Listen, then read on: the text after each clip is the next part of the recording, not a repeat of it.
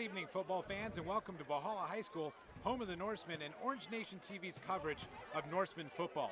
Tonight, it's the Battle of the Hamashaw Helmet, and everybody in Rancho San Diego is on the edge of their seats ready for this big game. Right here with us tonight is Abigail Metch, Orange Nation TV reporter, to give us all the ins and outs of this game. So go ahead. Well, our Norsemen are coming into this game with the most confidence they've had all season. They're tied in league with Steele and Grossmont and are playing hard to earn that number 2 seed just behind Helix. Also at stake this game is the Hamashaw Helmet, which symbolizes the rivalry between Valhalla and Steele Canyon. This game is sure going to be a battle for bragging rights. But despite the differences, Valhalla and Steele Canyon have come together for the cure. Pink plates are being sold on both sides of the stands, and all the money will be going to the Susan G. Komen Foundation. And make sure you stay tuned at halftime for a variety of entertainment, including guest speakers and great music. Thank you, Abigail. Right now, stay tuned. Grab that favorite seat and grab something to drink, because right now we got a preview of tonight's game.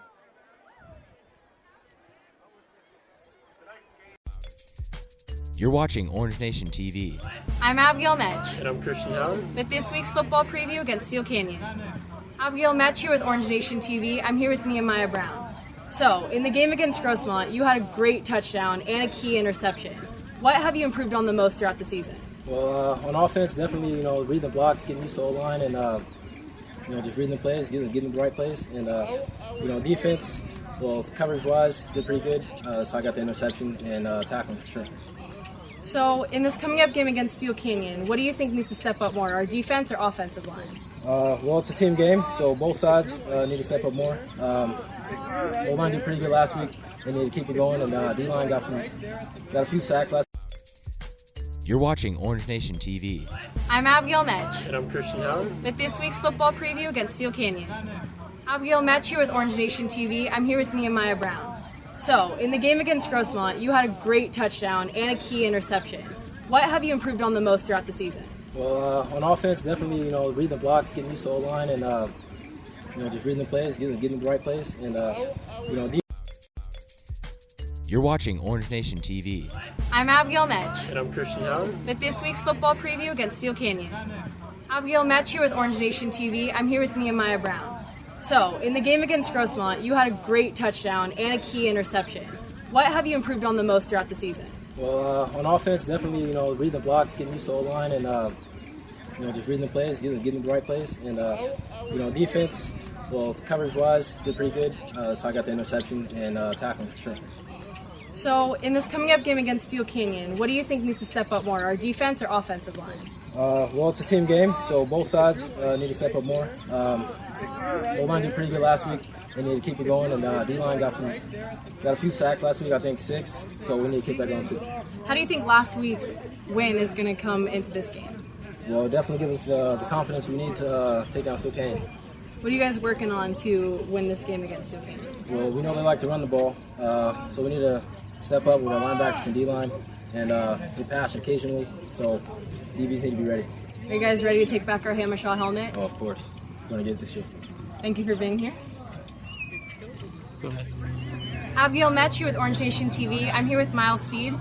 So Miles, in the game against Grossmont, you had a crucial interception, and it was pretty much the turning point of the whole game. What was going through your mind when that play happened? Well, we were playing man, and I was bumping the receiver, and I was watching the quarterback during the play, and I made a play on the ball, and it turned out good for me. How do you think that whole game against Grossmont went? Well, we started off kind of slow on both sides of the ball, but during the second half, or during halftime, our coach made a good speech, and we just came out pumped and came out ready to play. How do you think last week's win is going to carry on into this game against Steele Canyon? It's definitely going to be a motivator because we beat them when they were undefeated, and basically we just need to come out and play the entire game, not just one half. So you guys ready to take back our Hamashaw helmets? We're more than ready. Thank you for being here. Abigail Metch here with Orange Nation TV. I'm here with Philip Diaz de Leon. So, how do you think that our defense has improved throughout the season? I think our hustle has improved more. We're running the ball better, and just everything in general. We're listening to plays better. We're actually doing our job in the plays, and everything's getting better, a lot better in defense. In the game against Grossmont last Friday, our defensive line specifically had a great game. How do you guys think that things have changed throughout the season? I think our technique on defensive lines has gotten way better, and our hustle too. So why we improved throughout the year way better. So how do you think the motivation from last week's victory is going to carry on into this game against Steele? I think we're going to be riled up, especially when, they're our enemy over there, our rival. And beating Grossmont that was undefeated is just going to make us so much more pumped for this game, especially to get that Hammershaw helmet back. Thank you for being here. Good luck in your game. Thank you. I'm Christian Howard, and I'm here on Orange Nation TV with Coach Bussey. So, Coach, how do you think the defense did against Grossmont? I think in the first half we played decently. A couple penalties here and there, but in the second half, after that first touchdown drive we gave up coming out of. All right, welcome back. Hopefully you enjoyed that preview. If you didn't get to see it all tonight, we're a little staticky right now on our audio. We'll get that fixed as time allows. Hopefully you enjoyed that preview. If you wanted to see the rest of it, it is available on Orange Nation TV YouTube website. We're ready to get this game kicked off between these two neighborhood rivals. Corey Nathan's got looks like Zach Vance going to kick this ball off, and Kevin Mills is back to return, and he's going to get a chance to return this. He's out to the 20-yard line before he gets some contact, and he's down about the 25-yard line. So nice start there on special teams for Valhalla. We'll get those audio issues fixed as we go. A little static, and we do apologize for that.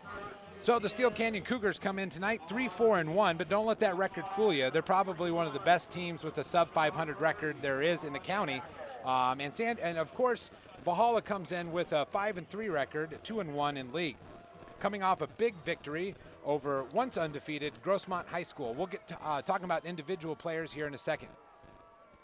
Ramsey Romano's handoff to Jefferson is going to get brought down for a very short gain, or if anything right there. It'll bring up second down for the Norsemen. Tonight's going to be a battle of big offenses. I think that's a theme that we see every week, it seems like, in the Grossmont League. In fact, Steele Canyon has joined the aerial party as they changed their offensive coordinators this year, and they brought in a much big passing attack, as you're going to see eventually tonight when they get the ball. Here's second down for the Norsemen.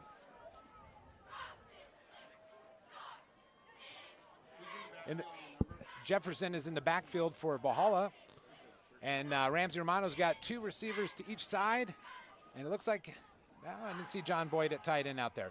Pass by Ramsey Romano across the middle, incomplete to Kevin Mills. That'll bring up third down. That would have been a nice big gain had that been completed. But as I was saying, Ramsey Romano comes in leading the East County in passing with 2,500 yards passing, 24 touchdowns. And we will see here in a little bit quarterback Brandon Andrade of the Cougars, who is in no slouch himself with almost 1,900 yards and 18 touchdowns this season. All right, here's a third down for the Norsemen.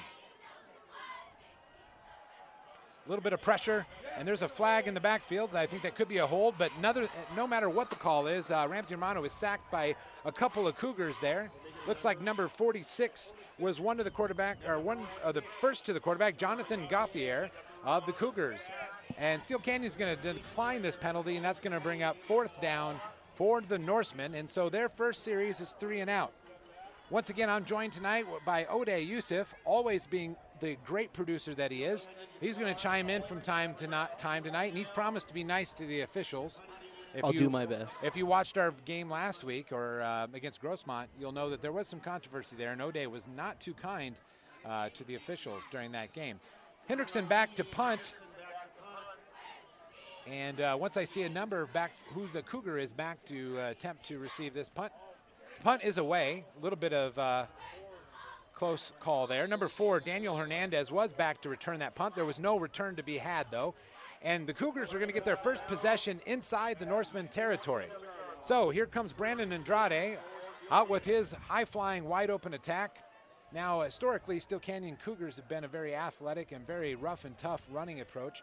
Tonight, you'll see a little bit of that running, too. They like to run the ball still, but in a little different way than they've done historically. At this time, we'd like to welcome any Steele Canyon Cougar fans that have joined our live webcast tonight. We hope that you'll stay with us and watch this game and enjoy the coverage that we're providing here tonight on Orange Nation TV. Handoff right away to number 5, Lonnie Tuff. And Lonnie Tuff has been injured.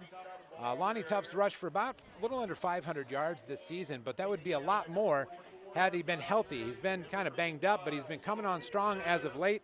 That's a 3-yard carry. 10 minutes and 30 seconds left to go in the first quarter. This will be a second down for Steele Canyon on their very first possession.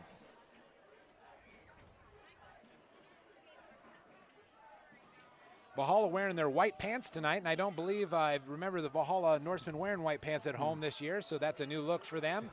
Kind of an alternate uniform, if you will. Not quite the Oregon Ducks, but impressive nonetheless. Quick pass out. And it looks like that pass was to Marco Lindley.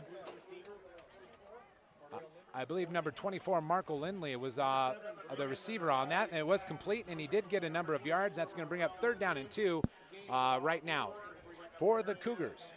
So this is the Battle of the Hamashaw Helmet. For those of you that are not real familiar with the neighborhood, there's about just a hair under 4 miles that separates these two campuses.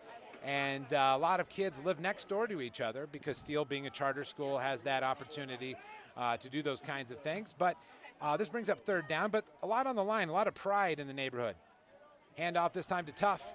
Tuff around the left-hand side. He's going to have that 1st down, and he's going to get out to about the 30-yard line before he's brought down out of bounds. And it looks like Miles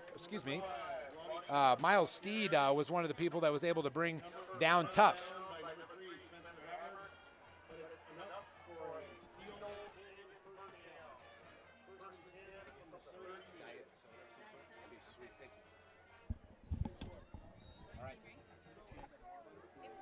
All right.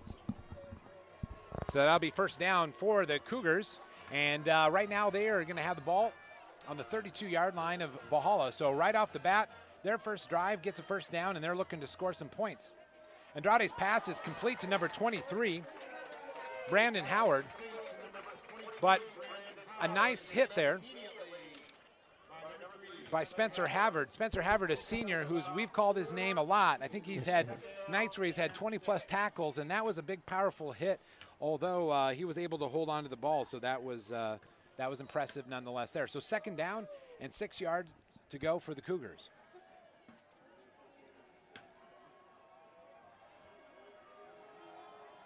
So Andrade's going to go under center tonight, or under center this play, and I was excited to say that because I haven't seen that much this year in our games. Andrade back to pass. Looks like he's setting up the screen to Tuff. It is complete. Tuff's going to have quite a few yards here, and he's going to get brought down by Miles Steed on that play. Number 2, recording another tackle, and we do have an injured Norseman down on the field. We'll find out who that is here shortly. It does look like looks like Deshaun Tone is down. We'll get a check and see exactly what he was hurt here. It's going to be a few minutes.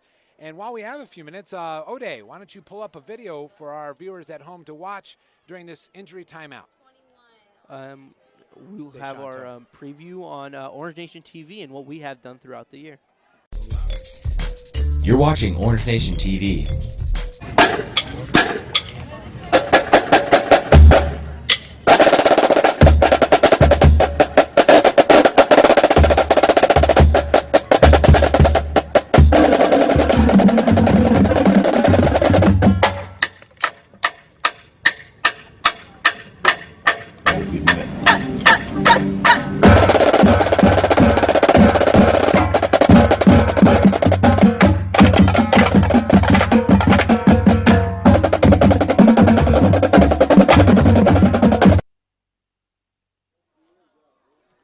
So Deshaun was able to, with some help, was able to get off the field, so that's a positive sign. We hope that he's able to get back out there. Deshaun Tone is a marvelous talent on defense and played a big factor in Valhalla's upset of Grossmont last week. Andrade's pass across the middle is going to be incomplete, and paying the price right there is the receiver made a nice attempt to catch the ball, but it looks like Spencer Havard and a couple other Norsemen were there to make a nice hit on the receiver.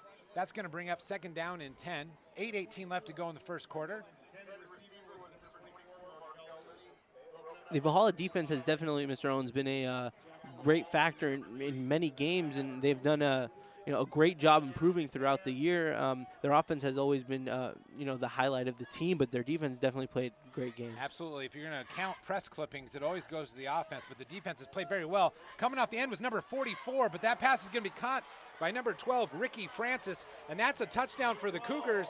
They go up 6-0 on the Norsemen right off the bat. So with 8:10 left to go, Ricky Francis pulls in Andrade's pass, and the Steele Canyon takes the first step towards keeping that Hamashaw helmet for another year. But this is just the beginning of the game, Mr. Owens, and the Norsemen have been known to make comebacks, especially in the second half and very early in the beginning of the game. So we'll see what happens. All right, it looks like Corey Nathan is the kicker for excuse me, maybe not Corey Nathan, 89. Which is, the kick is blocked, and it looks like Miles Steele might have been one of the people that was in on that. There was a lot of pressure there, but we'll give credit to Miles Steele. And we'll get a number on that kicker. It says 89, but I don't see an 89 on Steele Canyon's roster. So Dan Wild was the kicker for Steele Canyon. We're sorry to the Wild family that we didn't have that one right off the bat. So with the block kick, damage is somewhat reduced. And this could be a factor in the game completely. It's happened before to Valhalla, and you know, as far as we know, it's going to help us, give us a win in this game. That's absolutely right. So 6-0 with 8:10 left to go in the first quarter. So Valhalla, for consecutive weeks, seems like forever, has allowed the opponent to get on the scoreboard first, and you know, that's never good. But we know to be patient. So we'll wait to see how the night unfolds. Yeah.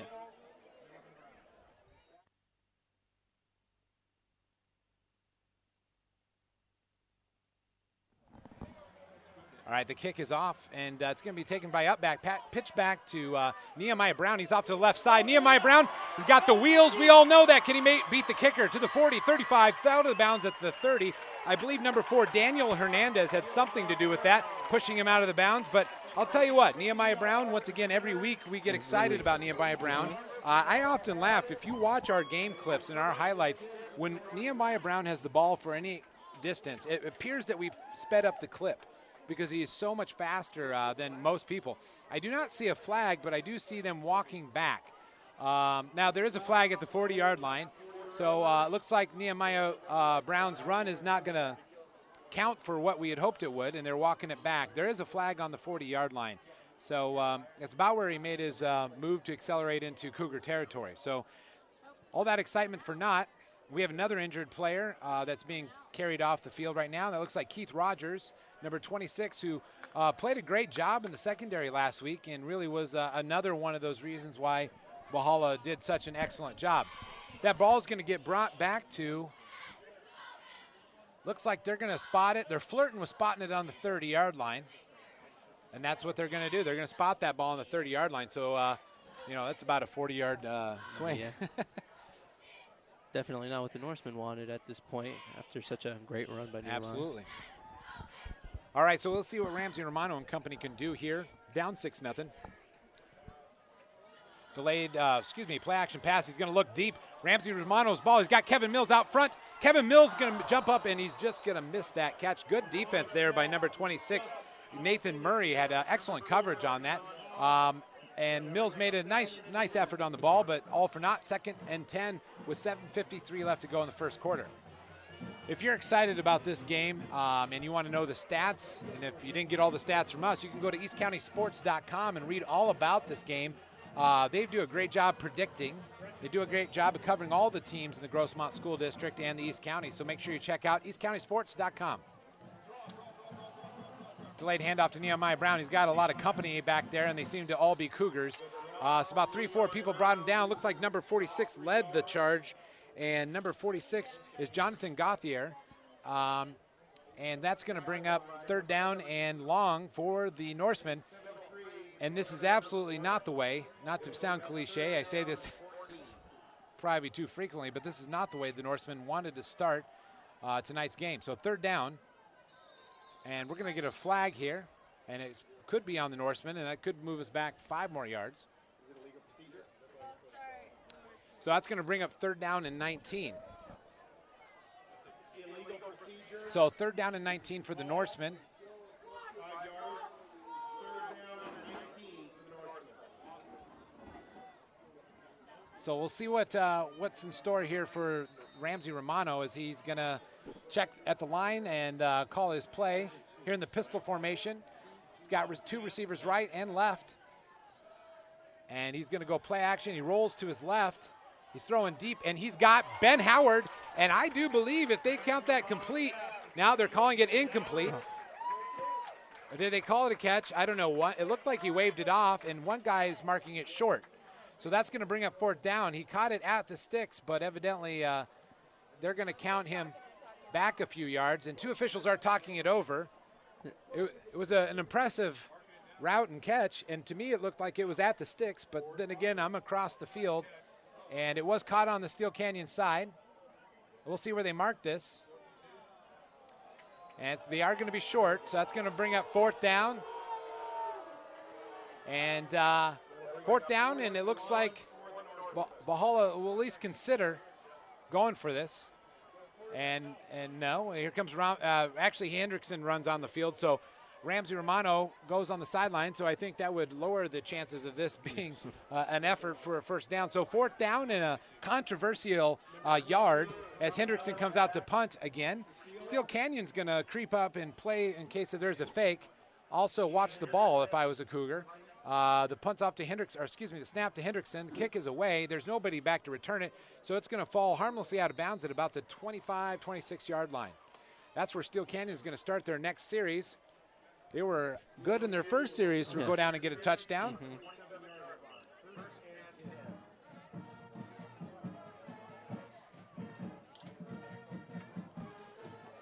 All right, so 6 minutes and 30 seconds left to go in the first quarter.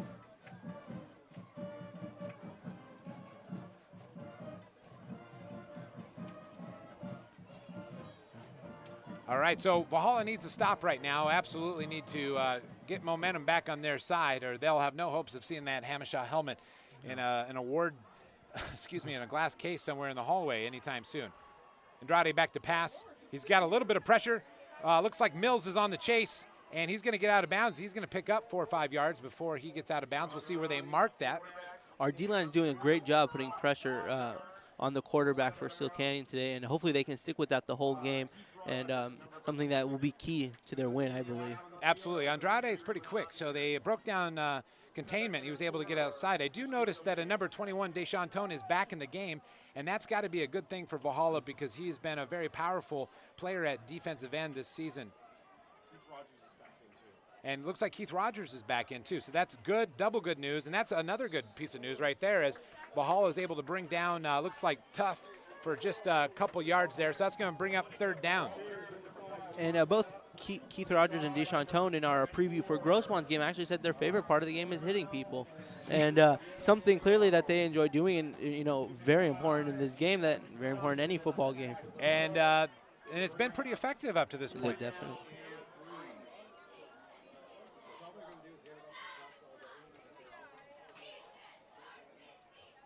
Andrade back to pass, and he's going to get a quick pass out, and it's going to be complete for a 1st down and some more room. This is number 27, Lawrence Dickens. He's down the left-hand side.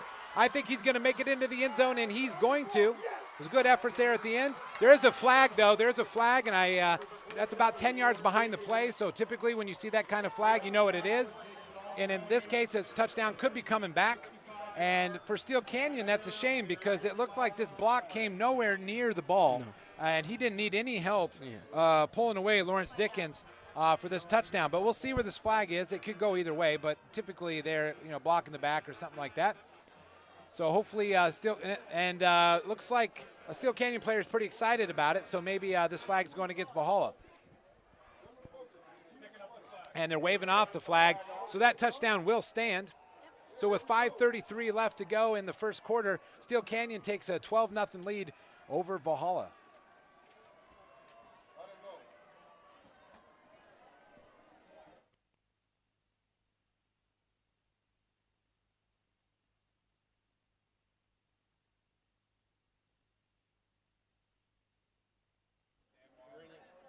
All right, Dan Wild's kick this time is up, and it's good. And there is a flag, though.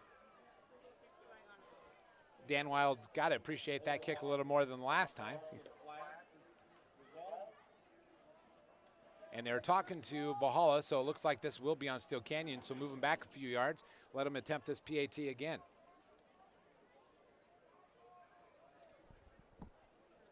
And that's exactly what's going to occur. So we'll see if Dan Wild can knock this one through and make it a 13-0 lead for the Cougars.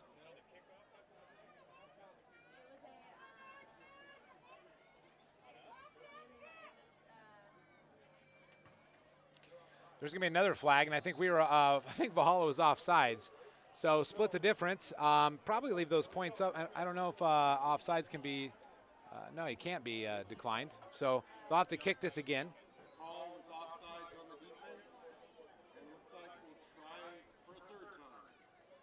So they just shifted a whole lot of people. So does this mean they're going for 2 this time? We'll see what's going on here. But something different here. They ran in a number of players here for Steele Canyon, so they may be going for a different look, maybe going for 2.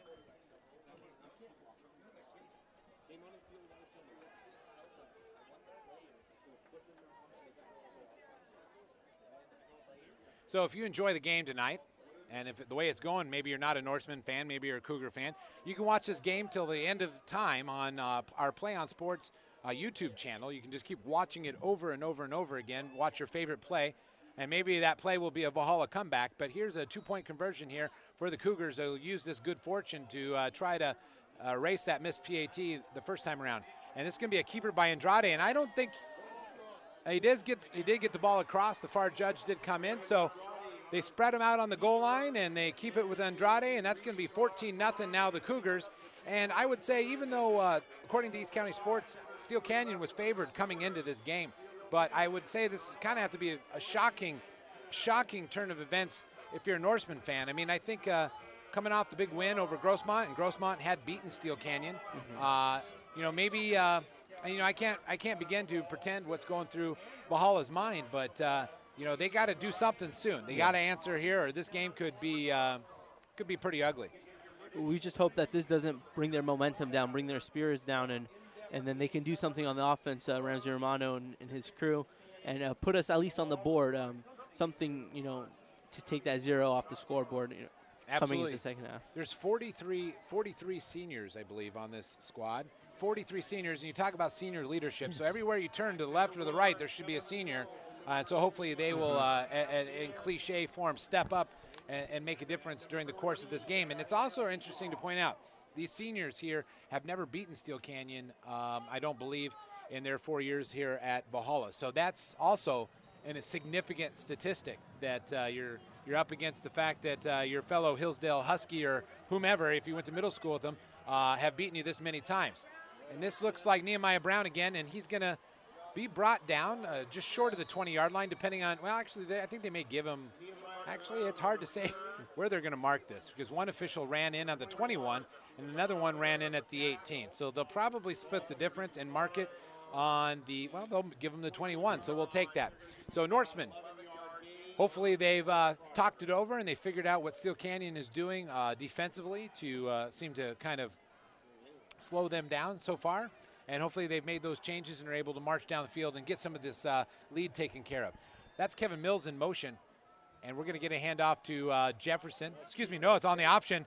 Ramsey Romano keeps it on the option. He's up to the logo, and he's going to walk this one into the end zone from the 30, the 20, the 15, 10, 5, touchdown. Just like that, the Norsemen say, hey, we're not done, and we want that Hamashaw helmet right back at 1725 Hillsdale Road. This is the Fighting Norsemen that we know. They're coming back. They were down. Now they have their momentum, and now they're pushing back into this game. So with 5:08 left to go in the first quarter, Valhalla finally picks up the phone and answers the call. And hopefully with this PAT from Henriksen, they'll just be 7 points down from Steele Canyon.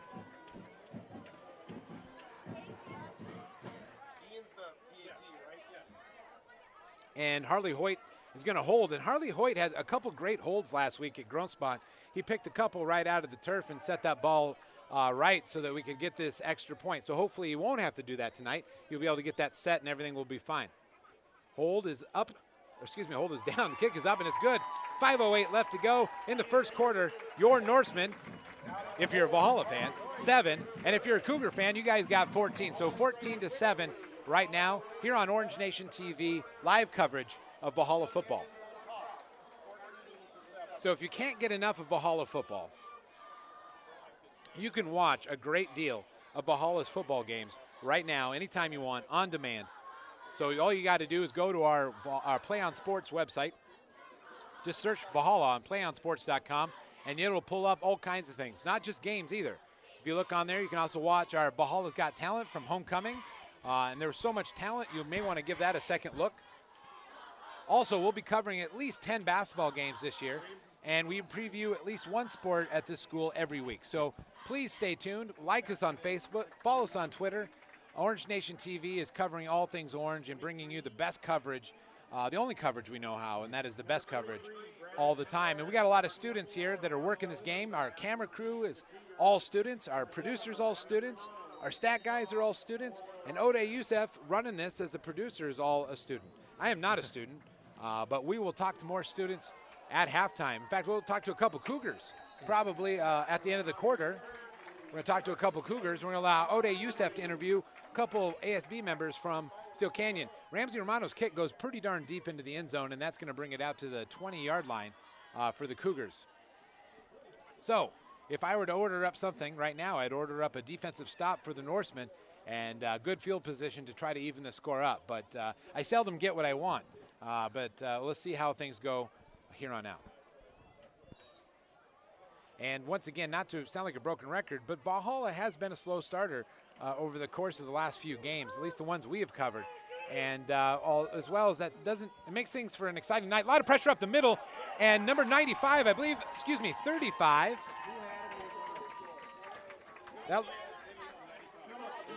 Philip Diaz de Leon once again creating all kinds of havoc right up the middle. Now, Andrade was able to get that ball off, it looks like, so it'll be second down. But once again, last week, Valhalla's defensive line was the difference in the second half, getting that pressure.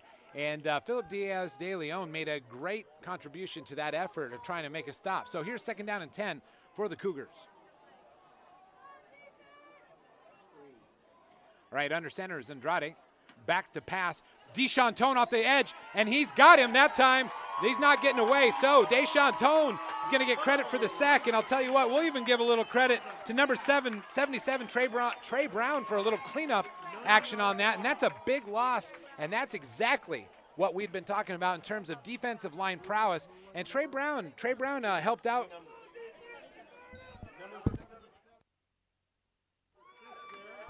So Deshaun Tone and Trey Brown making his debut as a Norseman tonight, and I'm pretty sure Steele Canyon never saw him on a game film, so that's probably going to be an eye-opening experience to talk about this mysterious number 77, Trey Brown. Third down and 19, and if you're Steele Canyon, you just want to give yourself some room to punt, but doesn't look like the case. They're back to pass, and Trey Brown was right there, and that ball is incomplete. And do you load up for bear? Do you bring everybody here? Do you try to block a punt? You've already blocked the PAT. Do you block a punt? And you do run the risk of a roughing call, but I'll tell you what, you want to talk about momentum shift, you may get it right here if they're able to bring some pressure. And we talked to Philip Diaz de Leon in our preview this week, and he said our D-line was something that was improving, and it's showing right here early in the game, and hopefully throughout the rest of the game they're going to stick to their man and put pressure on this quarterback. All right, and it looks like number 14, I believe, Zach Vance back to punt, and we're going to get a timeout, and Valhalla is going to call that timeout. So they might be dialing up a particular type of stunt here to maybe block this, and if the punt does get off, it's going to go to Nehemiah Brown, hopefully, and he's very dangerous. So right now, Valhalla definitely trying to lay the groundwork for to tighten this game up and maybe even even it up at 14, depending on how a couple plays go right here. So we have a lot of things coming up this week. For instance, next Friday is going to be senior night. So if you are a fan of seniors, or if you have a family member that's a senior against rival Granite Hills, make sure you tune in. If you can't make it to the game, we'll be honoring all the 43 seniors on the Valhalla football team. We'll be honoring the seniors for cheer. We'll be honoring the seniors for band, and I believe we're even going to honor all those great seniors who are at work as trainers on our student trainer program. So a lot of things going on next Friday. Also be looking for Wednesday or Thursday for another football preview of that end of the season game. And I can't believe, Ode, as we look at this 4th down and 19, that we're almost to the end of the season. The punt is going to be away, and this is definitely going to be, not definitely fielded by Nehemiah Brown. In fact, it's going to allow it to go over his head, and it's going to go out of bounds, or darn near close out of bounds. Number 23, Brandon Howard, down that ball. So Valhalla flips the field. They're going to get great position right here at the. We'll see where they mark this. So anyway, Ode, do you have anything that you want to say about this week coming up? Things you can look forward to. Definitely exciting for our Norsemen, and senior night's always exciting game, playing their last game of the season, their last league game, and determine playoff potential, and definitely something that you should check out. Absolutely. One of the big factors in this game is as we look at this play, a handoff to Nehemiah Brown, and he'll be up to a little short of the line of scrimmage, it looks like. They'll bring up second down. But you bring up a good point when you bring up the playoffs. Both these teams are fighting not just to get a playoff berth, but to get a home field game, and they're both in Division II, and this would, definitely could affect either team's route through the playoffs.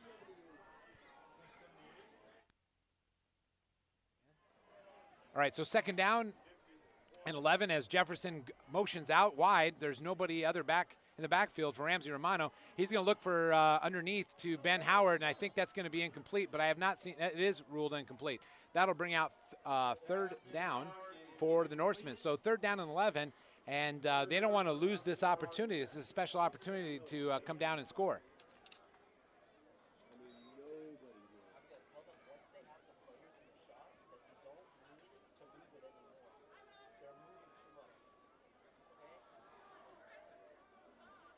Okay, there's that mighty Norseman pistol formation. Ramsey Romano gets the snap, and he's got a little bit of pressure off to the right-hand side, and he's going to keep this, and he makes a nice little move. He's going to have a first down. He's going to have a little bit more. Tell you what, Ramsey Romano every week shows how versatile of an athlete that he is. Right now, he is all scheduled to go to the University of Michigan on a baseball scholarship, but every week I think there's got to be a college out there that needs a quarterback who can run and throw. Yep. And so if you are a college out there, I would definitely look at number 7, Ramsey Romano. I don't think you'll be disappointed. That's a handoff to Jefferson, and he's going to be right up to the line of scrimmage, and not much more from my vantage point. We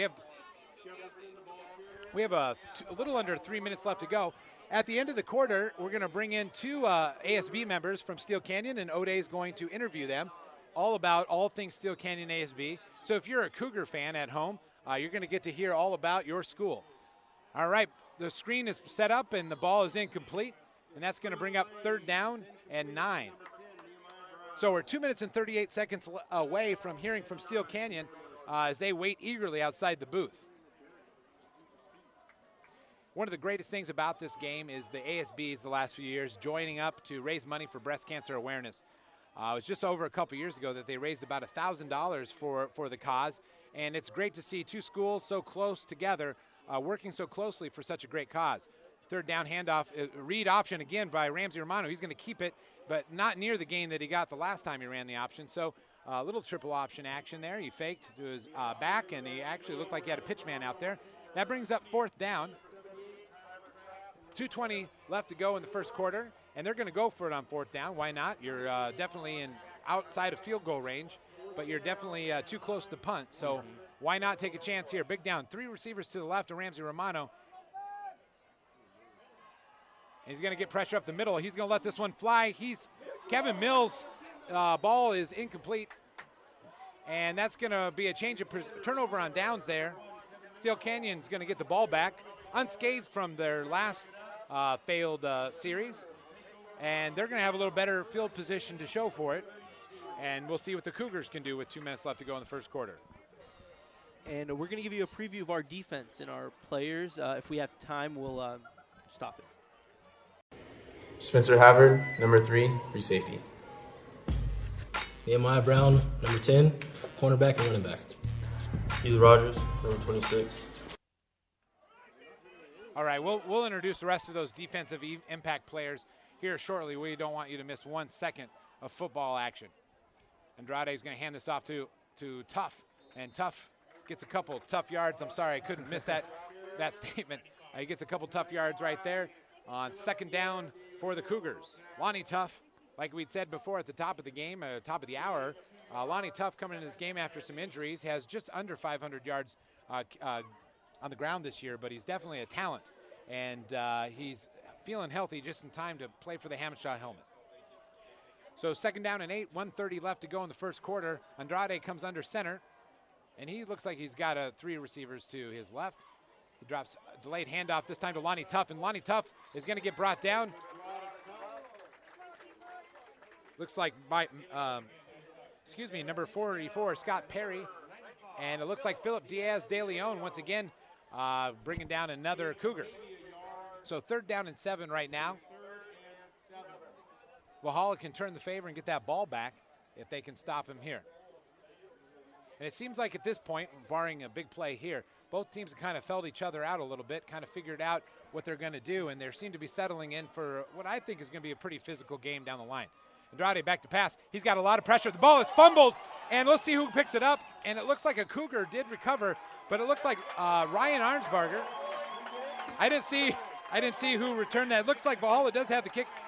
Did get the ball. Ryan Arnsbarger, I believe, was in on the sack, and I'll get a number here shortly. Who recovered that?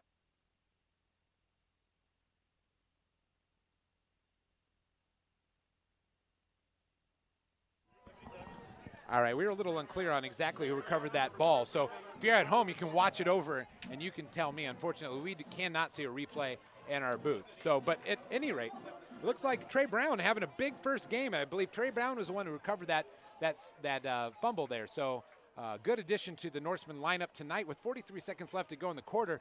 Valhalla's knocking on the door, trying to tie this game up before the end of the quarter. Pass across the middle is going to be complete, and I believe that's going to be Brian Macias. Brian Macias didn't believe his knee was down. I kind of pulled a little of a college move there, but they're not going to go for that. But either way, it's a completed pass, move the chains, and we got ourselves a first down.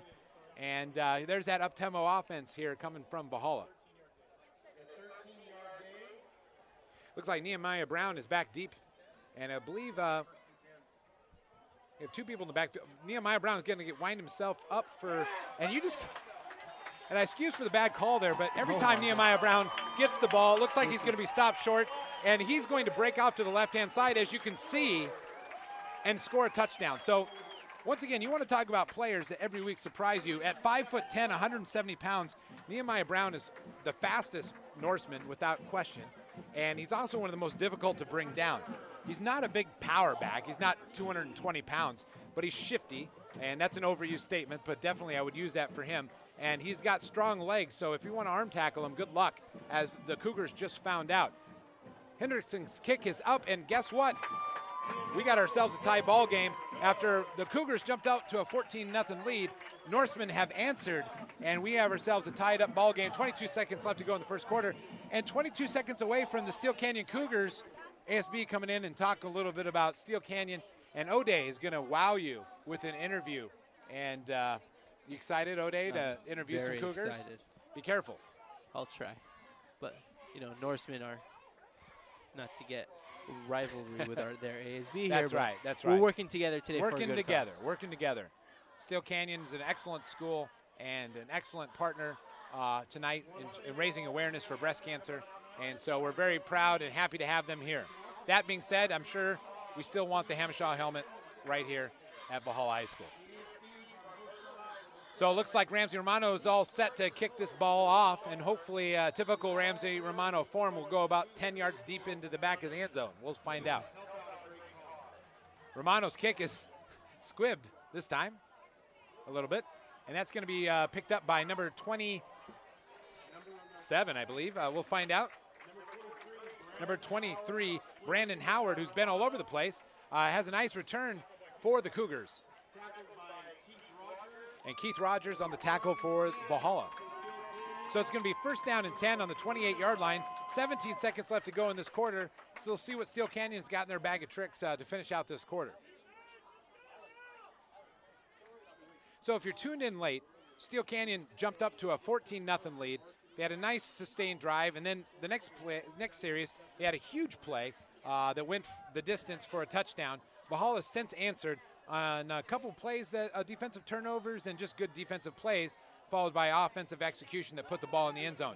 Andrade got a lot of pressure. That seems to be the theme, and Andrade is going to be brought down for yet again another sack for the Norsemen. And the Deshaun Tone, who had been carried out of this, or at least helped off the field a little bit earlier, is not needing any help now. He seems to be an angry man out there on the D-line, and that's a good way to end the quarter. And speaking of end of the quarter, Ode Youssef, you stay right here, and we're going to bring you in some Cougars to interview.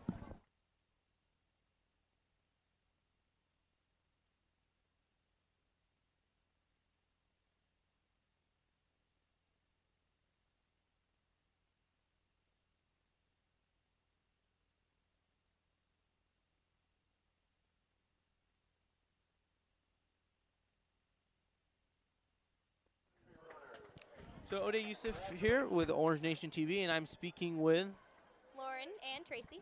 from Steele Canyon's ASB. Today we're coming together for The Cure, as you guys know, to support the Susan G. Komen Foundation and in support of breast cancer. So are you guys excited about this game? Yeah, I'm really excited. So you think the Norsemen are going to win, right? Yes. No. I mean, don't. We think Steele Canyon's definitely going to kick their butt. Well, we have difference of opinions at our schools, but we'd like to thank you guys for coming out. What's going on around your school and your ASB?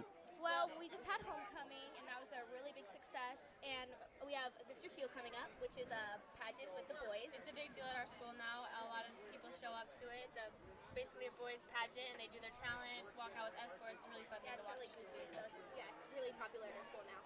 And what would would you say your favorite part of being in ASB and helping out your school? What's your favorite part of that? Just getting the school involved with a lot of things and getting our school loving being in high school. Yeah, our spirit has gone up over the years, and it's really exciting to see how supportive the school is and how they started to grow to love Steele Canyon. It's like really impressive. And you guys have a big crowd over there on the visitor side. Are they all riled up and ready for this game? Oh yeah, they were so excited to come down. We haven't had a turnout like this on the visitor side, so it's really exciting. Very big deal. Yeah. Well, I'd wish you the best of luck in this game, but I really don't want to. But thanks for joining us, and hopefully this we do raise a lot of money for the Susan G. Komen Foundation. Thank you for being here.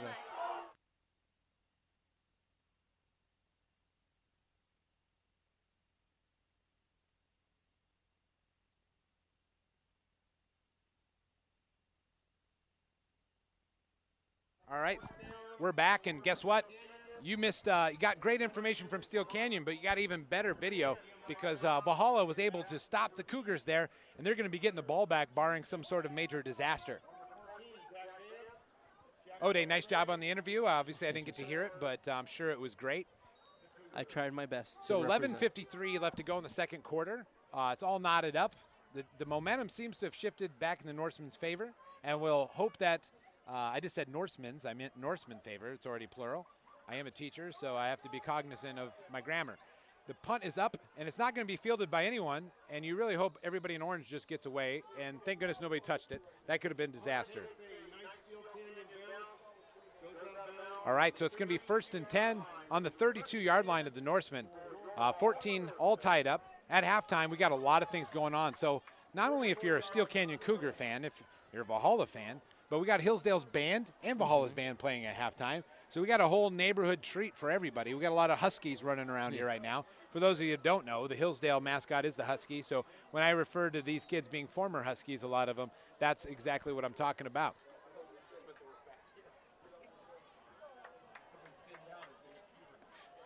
Ramsey Romano is going to play action pass. He gets me every time, and he got the defense that time. Ben Howard's going to tap those feet at the 49-yard line of the Cougars. Just like that, Valhalla Norsemen are in Cougar territory. And a great pass by Ramsey, and he's been throwing good all year, and he's the leading passer in our area and definitely doing a great job. And right there's another example thrown to one of his leading receivers, the incomparable Ben Howard. Handoff to Jefferson, and he's not going to get much. And I'm going to tell you one thing we see playing out here. Some people back home are saying, well, why is Valhalla running the ball so much? They're having no success. Well, if you notice, a lot of Valhalla's passes are play-action pass. So to be able to sell the play-action pass, you have to sell the run. And Valhalla's run well. And I'll tell you what, they may not be getting much right now, but by the end of this game, they're going to get some chunks of yards. It's nothing against Steele Canyon. It's just what happens when teams get tired. They start to let 1-3, and we got a cluster of receivers to the top of your screen as Ramsey Romano gets this ball. He's got a lot of time, and one breaks through. Ball across the middle is incomplete. So I'll tell you one thing about that is even though Valhalla had a lot of time, Steele Canyon did a good job of dropping people back in coverage. Not a lot of opportunities to catch a pass there. So 3rd down and 10.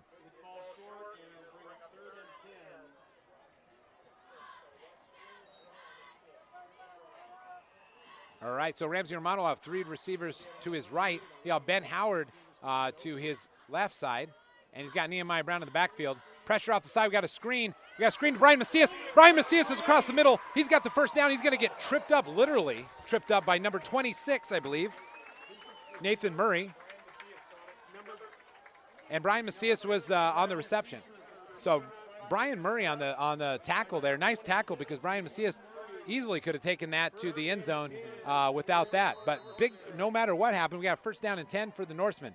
Kevin Mills in motion, and we're going to get a flag on Valhalla, I believe. Their linemen weren't quite set, or there was a little motion before the ball was snapped.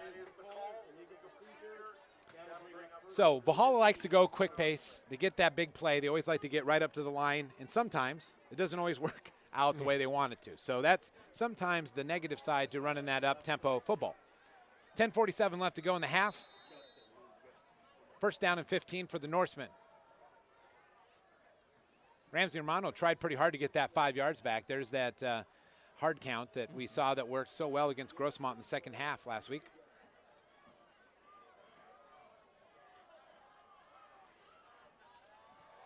Once again, Ramsey Romano's got a lot of time.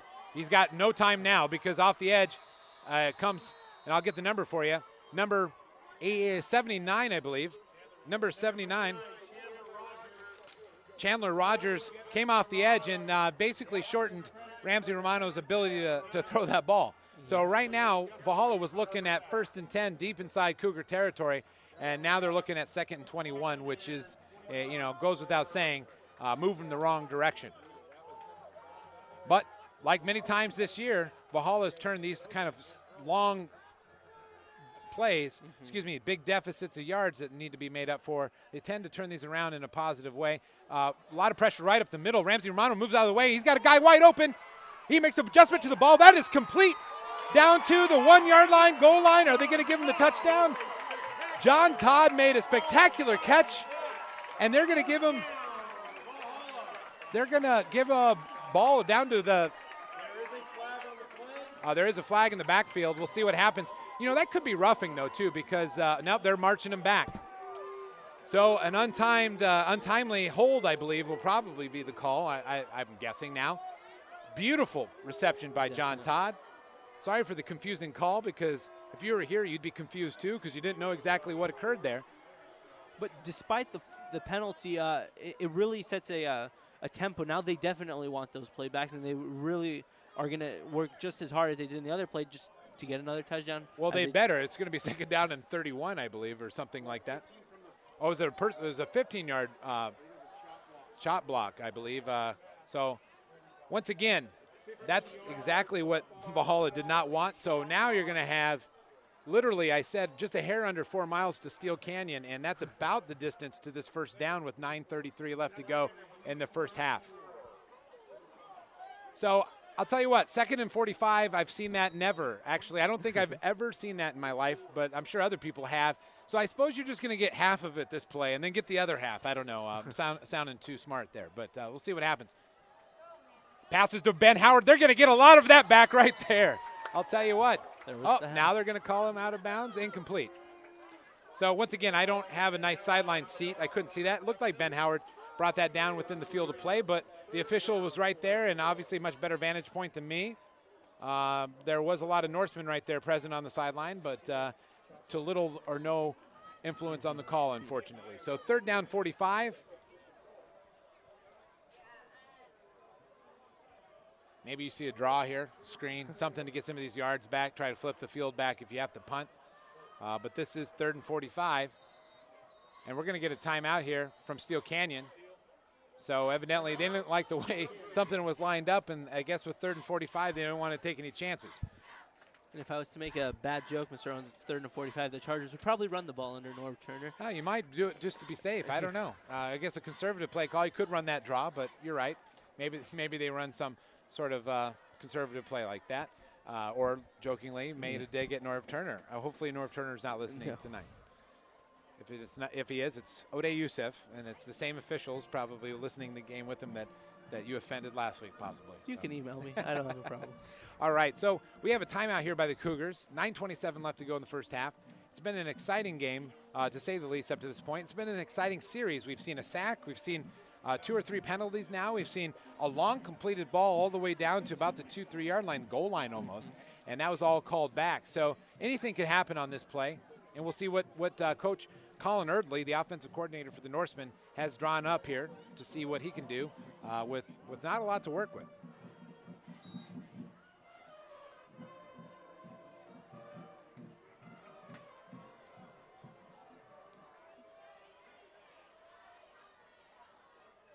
Ramsey Romano gets the ball, and he's going to look just a quick out to Kevin Mills, see what Kevin Mills can do. Makes a move at the 40, 45, up to the 50, and he'll be down to about the 47-yard line of Steele Canyon.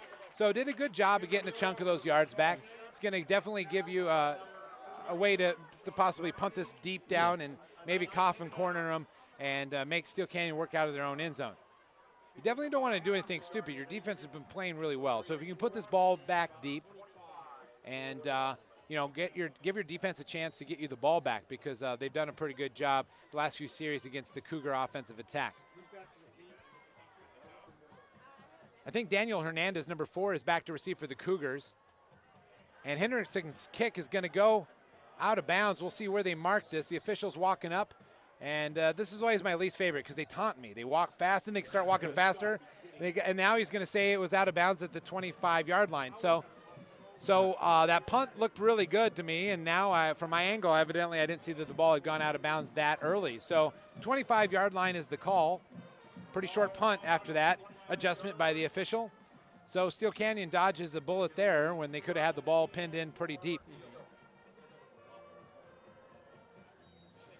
So Brandon Andrade has felt a lot of pressure the last few series. They'll see what they do. There's no back in the backfield. I'll see what he does with the empty backfield.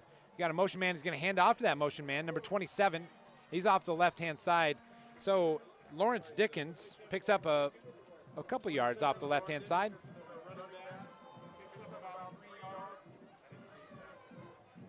And I just missed the number for Valhalla who made the tackle, so I do apologize for that. But Dickens does pick up a few yards. Second down and 7. So at halftime, like I had said before, you're going to get a true exciting feast of bands. You're going to have Valhalla, and you're going to have Hillsdale play. We're also going to honor those who have passed due to breast cancer, and those who continue to fight, and those who have won their fight at halftime, with both ASBs doing a presentation. Tough off to the right side. He's got a lot of room up to the 40, to the 45-yard line. The ball does come out, but he was on the ground when that occurred. That's going to be plenty for first down. And so Steele Canyon gets their first down in quite some time. And despite this play, our defense, the Valhalla defense, has been definitely keeping them back and preventing them from doing anything that they really wanted to do, and letting our offense keep the ball as long as possible. Absolutely, but once again, second week in a row, those penalties have definitely hurt us. I believe Giuseppe Castanos was in on the tackle the last play, and I believe Keith Rogers was also part of that tackle after the nice run by Lonnie Tuff. Andrade back to pass, a little bit of pressure across the middle, incomplete. Ball was intended for number 27, Lawrence Dickens. That's going to bring up second down.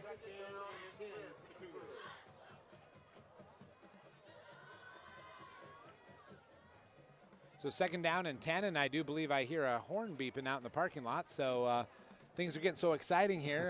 Car alarms are going off. So if you like Orange Nation TV, or you're hoping we'll get better, because we will get better, but we're going to be covering 10 basketball games this year. So don't fret that football season may be over in a few weeks, because we got Norseman basketball action coming your way as well.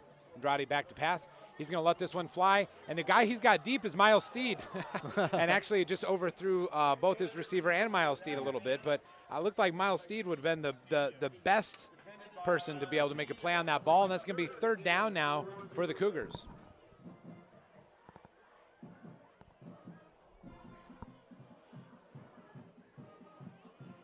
All right, so third down from the 45-yard line of the Cougars. They need to get to the 45-yard line of the Norsemen to convert this first down. And you can hear the crowd starting to chant defense as the Valhalla home side comes alive. A sea of orange tonight and a little bit of pink. Andrade looking over the middle, and he's got a guy over the middle, incomplete, actually intercepted by number 16, Sol Elder on the interception. Sol Elder also making a debut tonight for the Norsemen, and makes a heck of a grab across the middle. I'll tell you what, that saves probably 10, 15 yards off the punt, and so that's a great job there by Sol Elder. And I had just been thinking, we're about due for a turnover here, and we got one. 7:15 left to go in the half. The Norsemen now are going to have the ball on the 42-yard line, their own 42-yard line. And now Ramsey Romano and his offense get a chance to show what they're all about, if you'd say so, and put some more points on the board, hopefully. Absolutely, and also to demonstrate that they can overcome these penalties and maybe come down and do what we're so accustomed to seeing them do, and that's score. Pass is complete to John Todd. John Todd's got a little room to run out in front of him, and he's going to get brought down by a couple Cougars. Looks like number 26, Nathan Murray, and number 16, Alex Wiley. Number 26, Nathan Murray. Number 41, Sean Parkins. And number 16, Alex Wiley. And on the tackle. All right, so the Norsemen moving the ball. They're back into Cougar territory. So a pretty traditional set here. Brian Macias is in motion. He's going to get the ball off the left-hand side of and he's got a few yards. And he's going to fight his way up to about the 32-yard line, 31-yard line. So that's a nice chunk of yards on that play. Brian Macias, of course, in motion, gets the ball coming across the play. Second down.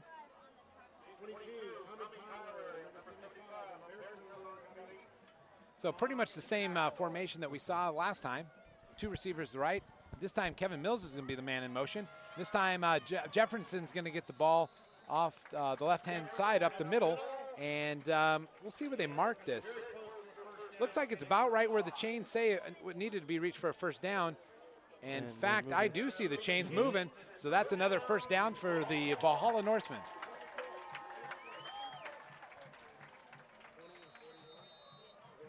All right, so we're back in the pistol. This time, John Boyd is back. Handoff, a little power set off the side. Jefferson off to the side, get a couple more yards. So occasionally they bring in John Boyd, who's a big guy at number 30, for those who are watching at home. He's 6'5", 224 pounds, and they've thrown the ball to him a few times, but what they really like to do is get him in a position to block. He's, just like having another tackle out there on the left-hand side. And on the left-hand side, you have Michael Mansour, who's the biggest offensive lineman, I believe, for Valhalla. And delayed handoff to Nehemiah Brown, and he's going to be brought down by number 46.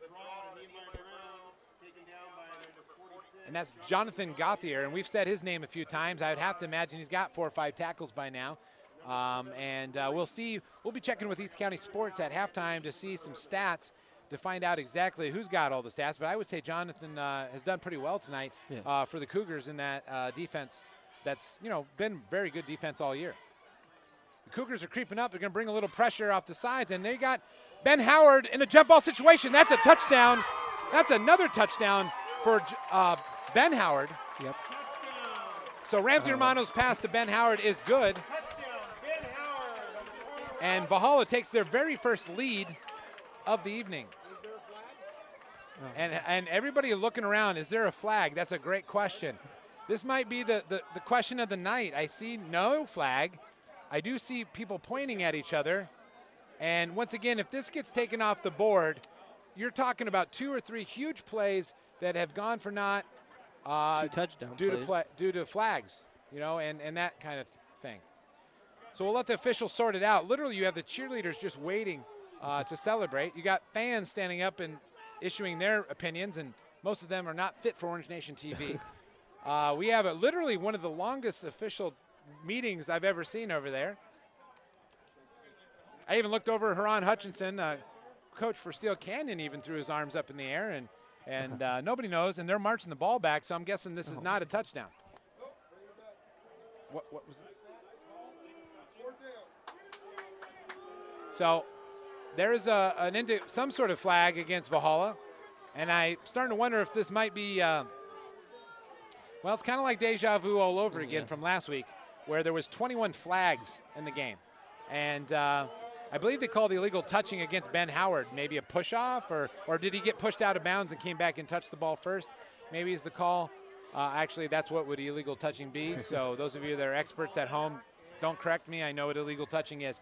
But either the case, now you're looking at third down. And really, so that's a heck of a long penalty. And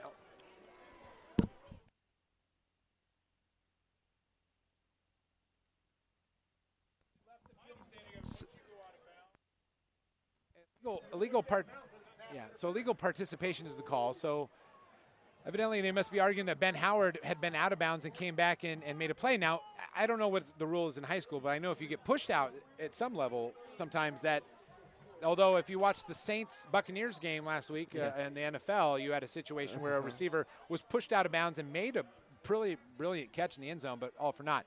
Right now, Charles Bussey is probably looking for an antacid and looking for an answer right now on the sidelines as he's talking over with his coaches. The officials are looking fairly confused right now where to mark this ball. Not as confused as I am because, once again, we don't have a mic. We don't get to hear what the officials are saying. So that's illegal touching. That's a heck of a penalty, boy. So 3rd down and 23. Another ridiculously long set of downs for the Norsemen, with 5:11 left to go in the half. Take a touchdown off the board, and we'll see how significant of a penalty that is as the game unfolds. Back to pass, Ramsey Romano. He's got Kevin Mills in his sights, and ball is going to be tipped by 23. Looks like an interception, but I don't see any indication. 23 tipped the ball, Brandon Howard. The ball was intended for Kevin Mills, and that's incomplete. Steele Canyon player appeared to bring that ball down, but he could have been out of bounds when he did that. Good effort, and the chain guy on the far side paid the price, unfortunately.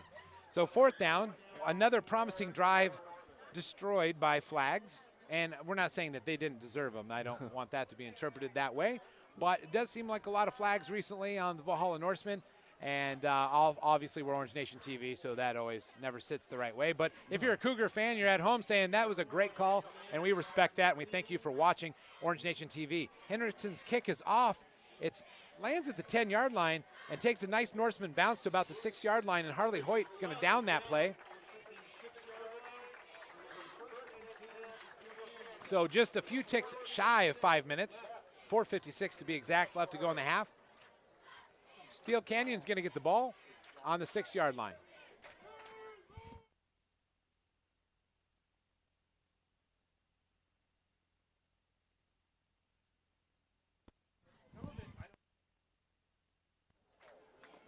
All right. All right, here come the Cougars. Andrade, and it looks like Lonnie Tuff in the backfield again for the Cougars, as it has been most of the night. Hand off to Tuff up the middle, and he's going to get a few yards, and he's brought down. Looks like Giuseppe Castanos on the play. And Philip Diaz de Leon. That's a tandem you hear quite often, and you see quite often in the stat column. Those two guys do quite a great job of making plays for the Norsemen. Speaking of stats, East County Sports is your #1 place to stop and read the articles and see all the stats from tonight's game. So make sure you head on over there. Also, they'll be posting a link, hopefully, for this game so you can see it again if you'd like. And they'll see the link for next week's game against Granite. Andrade back to pass. And he's got a guy open, and that ball is going to be incomplete. Once again, nice coverage there by Miles Steed and Spencer Havard. Miles Steed has had a nice couple weeks playing football, and Miles Steed is no slouch. He's a tall guy, and he runs well. And I'll tell you what, he's been fun to watch his maturation over the season in the secondary.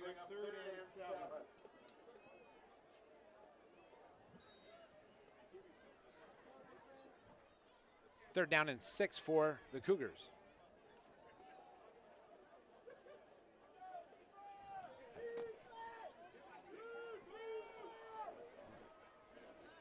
All right, we'll see what the Cougars have in store for 3rd down and 6. Andrade back in the shotgun. He's got Lonnie Tuff back there with him. Back to pass, and that's going to be complete. And looks like Arnsberger was the person that brought him down, and Francis on the completion for the Cougars. And that's going to bring up 4th down. So nice job for Valhalla to answer the call. You know, the punt, get a nice punt there by Hendrickson. Great down by Harley Hoyt. A good defensive stop there by the Norsemen, and hopefully they'll get the ball back in good shape, especially if they can actually get Nehemiah Brown to be able to field this kick. I think obviously that's going to spell good things for Valhalla. Punts away, and it's a high hanging punt right at the logo. Fair catch by Nehemiah Brown, but he's not going to catch it, and that's going to cost us cost Valhalla about 20, 25 yards. And that ball is going to be down at about the 25, 26-yard line. So, once again, I've never had to field a punt in the middle of the night, and I don't ever want to start. I don't think anybody wants to see me field a punt. It's not an easy thing to do. But if it had been able to be fielded, it would have saved Valhalla a significant amount of yards. So 3:49 left to go in the first half. Valhalla's going to have the ball back, and they're going to be hopefully trying to answer the defensive call. Yeah. and also as our Brian Anderson, resident football aficionado in the booth, says, and try not to get a bunch of more penalties, and that would be definitely a hope for everybody. Ramsey Romano back to pass, and he's got a completed pass. Nice one-arm catch there by Nehemiah Brown, and I'll tell you what, not a huge gain, but nice one-handed catch by Nehemiah Brown, showing off his athleticism. Not only can he run the ball, not only can he play DB, not only can he return kicks, but he can do one-handed catches too. So nice gain on first down. Second down and 5 right now for the Norsemen.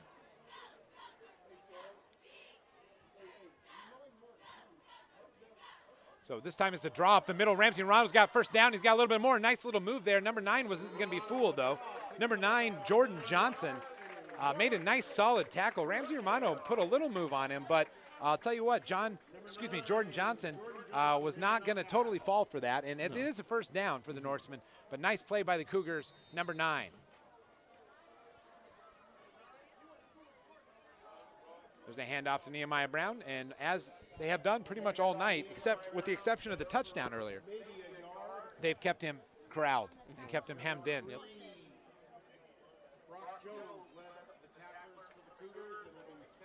So second down and 9. Valhalla, as they do generally, lining up in the pistol there.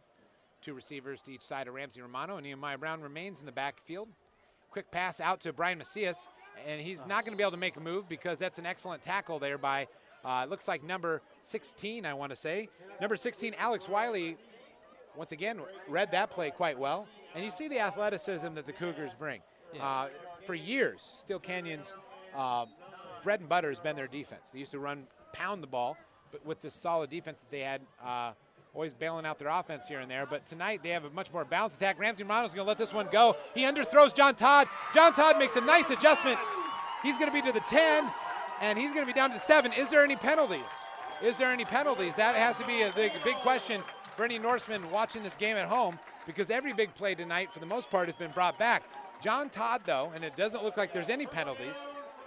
John Todd made an excellent adjustment to the ball, was able to secure that pass, and you know what? John Todd's turning into quite a weapon for Ramsey Romano the last few weeks. Yeah, and good thing is he's a junior, and we'll have him for more years and hopefully make more plays for the Norsemen. Absolutely. Quick snap here. Nehemiah Brown off the left-hand side. He's going to be brought down by a couple couple Cougars there. Number 21 and number 88, it looks like, and I believe that's LaShawn Ware and Peyton Sherman on the tackles for the Cougars. So a couple-yard gain there. Second down on the 6-yard line of the Cougars. 1:40 left to go and left in the half. And it looks like the Cougars are going to get caught leaning into that neutral zone. Of course, last week, if you watched the game, Ramsey Romano, I believe, got the Grossmont Foothillers to jump about 4 or 5 times with his hard count. He was able to do it again. It's a half the distance to the goal line. So that's pretty good on second down. And the Norsemen are trying to convert this and to want to take their very first lead of the night.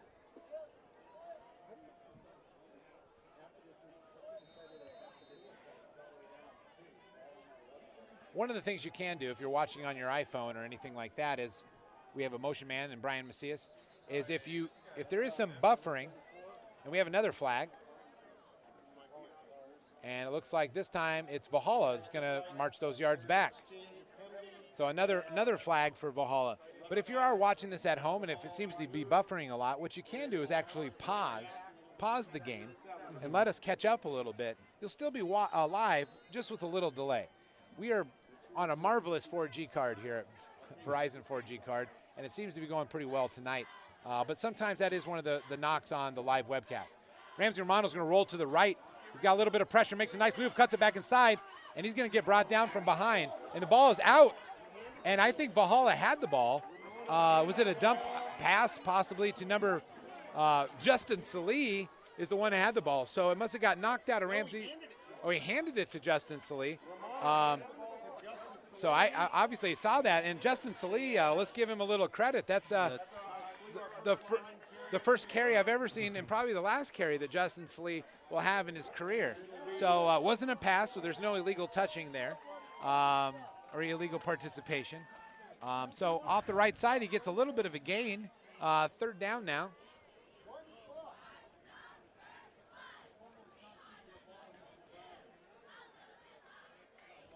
So they're going to set that ball. I think it's been kind of a confusing and crazy first half for everybody, for the officials, and all kinds of things are occurring up here that people don't quite understand why. Brian Macias is in the backfield along with Nehemiah Brown. Third down, we've got a little option play to Nehemiah Brown. He's got a nice play there on the defense by number 21 and a couple other Cougars. So they go short side option, and number 21, LaShawn Ware, is able to read that play with no problem. Now we're under a minute left to go. We got a fourth down here, and you got some decisions to make.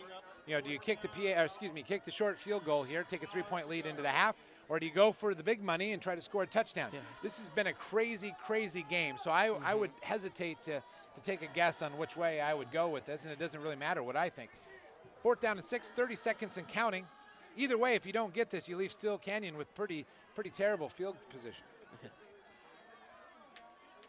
So I think what's going to happen, they're going to let this play run down as best they can. They're going to call a timeout, and I think that's exactly what's going to happen. Run as much time off that clock, so Steele Canyon gets nothing, and then you may reconsider that field goal. So they're going to take actually a penalty, give Ian Hendrickson maybe a little bit more room to kick this. I would have to believe that's the case. I see Harley Hoyt running out. I see the field goal crew running out. So add a few more yards for Ian Hendrickson's effort, but I think that was by design. It's a tough angle. He's a a right-footed quarterback or kicker. Harley Hoyt will be the holder. Ian Hendrickson, the kicker. And how many yards is this? It's about 28-yard attempt. So just a little under 30 yards line will be Ian Hendrickson's attempt here. And he's kicked from further out. The kick is going to be blocked. And the ball can be picked up in advance, but they're not going to be able to do that. Looks like number 23 possibly, Brandon Howard, on the block. So he came off the end untouched. And so once again, another drive for Valhalla turns into nothing. This time it was by the efforts of Steele Canyon. Before it's been on the efforts of Valhalla in terms of penalties. So I'll tell you what, Valhalla's got to feel like they've left some points on the table here. And they have to feel like they've controlled every aspect of the second quarter of this game, except for scoring more points than Steele Canyon. Yeah, that's the thing that needs to win the game, and they couldn't come out with that. There with penalties, obviously, the major factor in that, but they got to prove themselves better in the second half. And Andrade will take the knee, and we're going to go to halftime. Your score at the halftime is your Norseman 14 and the Cougars 14. So very much up in the air where that Hamashaw helmet's going to end up. Please stay tuned. We got a lot of excitement coming your way. We got some band action, and we got some honoring of breast cancer awareness, and we'll maybe even throw some stats your way. So right now we're going to walk away from the mic and let you enjoy the color guard and the band and all the other great things.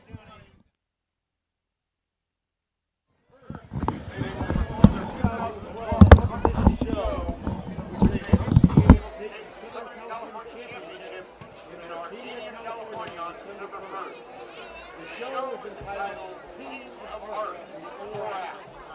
First act, spades. Second act, hearts.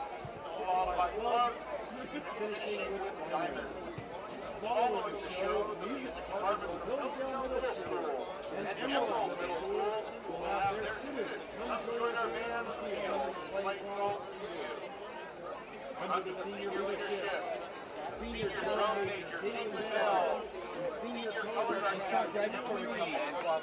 Students and staff would like to thank all the parents who help make our show a great product. Yeah, maybe it doesn't work. Not so worried. Not too many people right now. Yeah. But they're at home, man.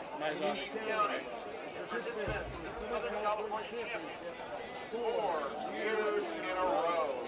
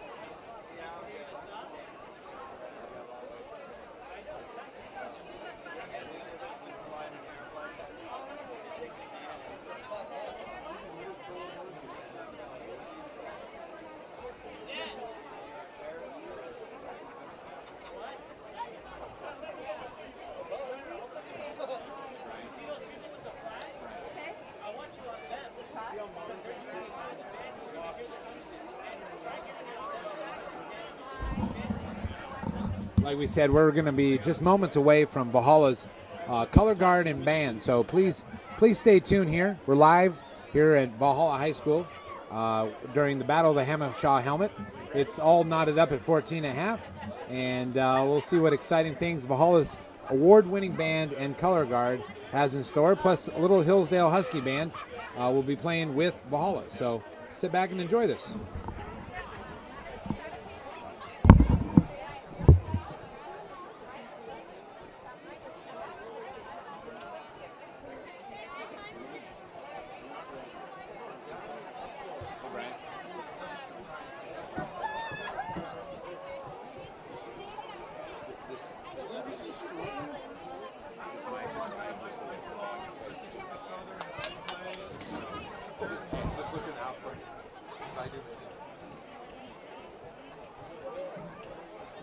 And now, for the halftime entertainment, ladies and gentlemen, the prize of Rancho San Diego, the Norseman Band and Color Guard.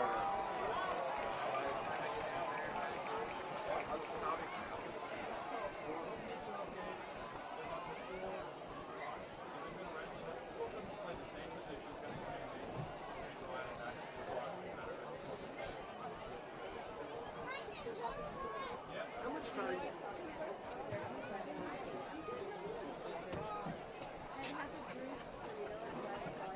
You okay?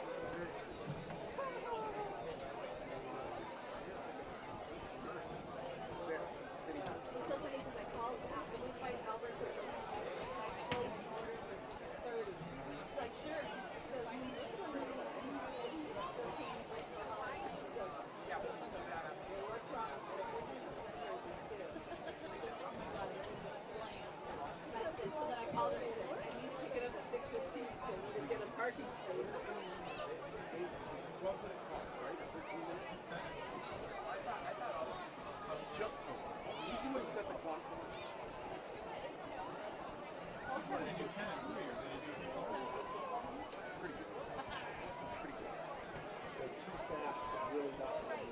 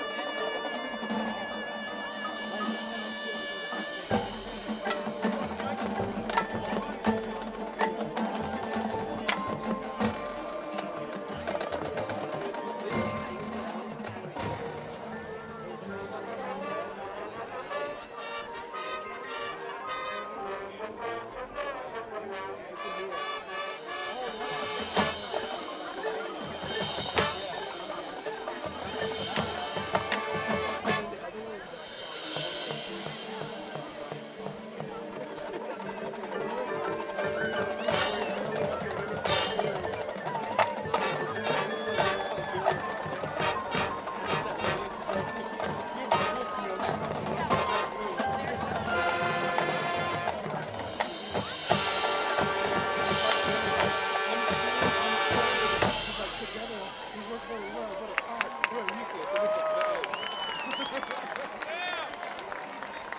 and I was like, movement? I was like, that's it? How are you even there?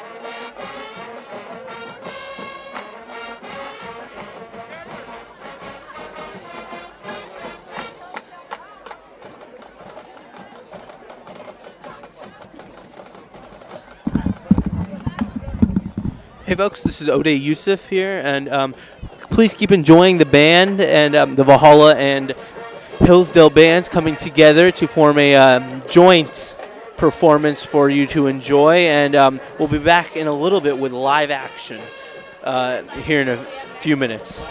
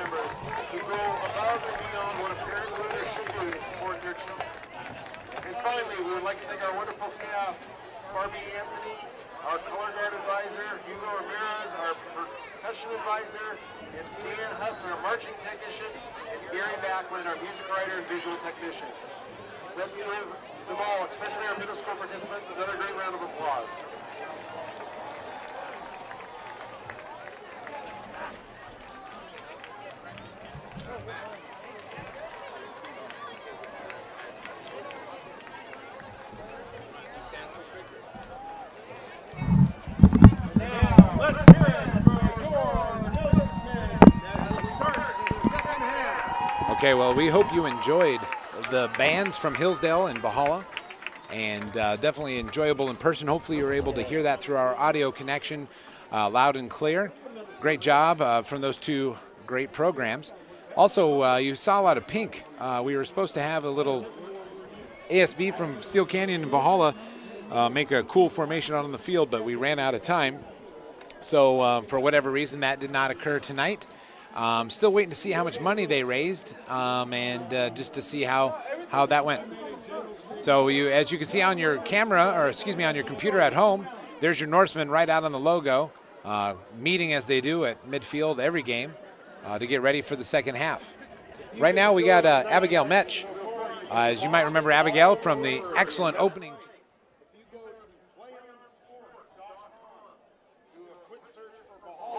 You might remember Abigail Metch from the opening of the program where she got us all ready for this game. So Abigail, go ahead. Well, Norsemen started out pretty slow in the first quarter with Steele Canyon up 14-0, but towards the end of the first quarter and into the second quarter, the score remains at Steele Canyon 14, Valhalla 14. Steele Canyon's quarterback had quite a few incomplete passes, but even though that happened, Dickens and Francis both got a touchdown, and Tuff has run quite a few yards. For our Norsemen, Miles Steed blocked a field goal, and Ernsberger had a fumble recovery. Deshaun Tone had a sack, and Sol Elder had an interception, and Diaz, De Leon, Castanos, and Tone have all had quite a few tackles this game. Nehemiah Brown has run 97 yards. John Todd has run 79. Brian Macias has run 36, and Howard has run 18. Romano has thrown and run all together of 108 yards. So not to interrupt you real quick, so when you're talking about Brian Macias and Ben Howard, those are receiving yards, correct? Yes. Okay, so, and who was the leading receiver going in after the first half? Leading receiver is Nehemiah Brown. All right, so Nehemiah Brown, the do-it-all back. Now, is that rushing yards, or did he have a reception for a long run as well? Or Nehemiah ran an 80-yard run. Okay, well, we'll double check all those stats as the game goes. But Abigail, anything else you want to add for the second half? Nope, just keep the intensity going into this half. Absolutely. Right, just here in a few minutes, we're going to have that kickoff. Valhalla is going to get an opportunity, the first crack at it this second half.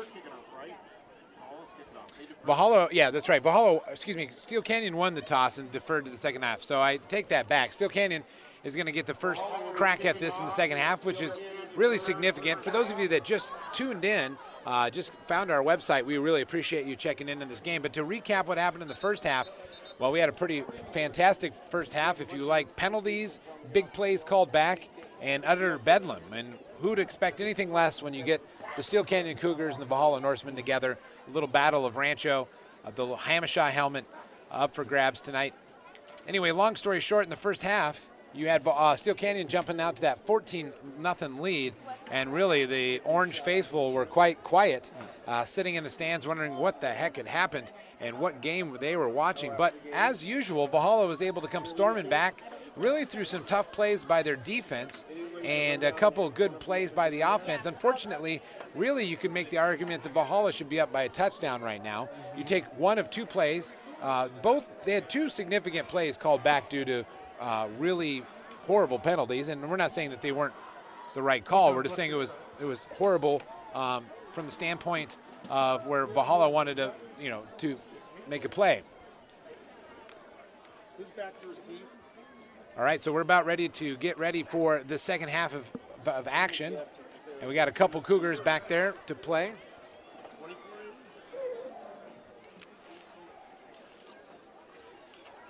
Ramsey run getting set to kick off for the Norsemen.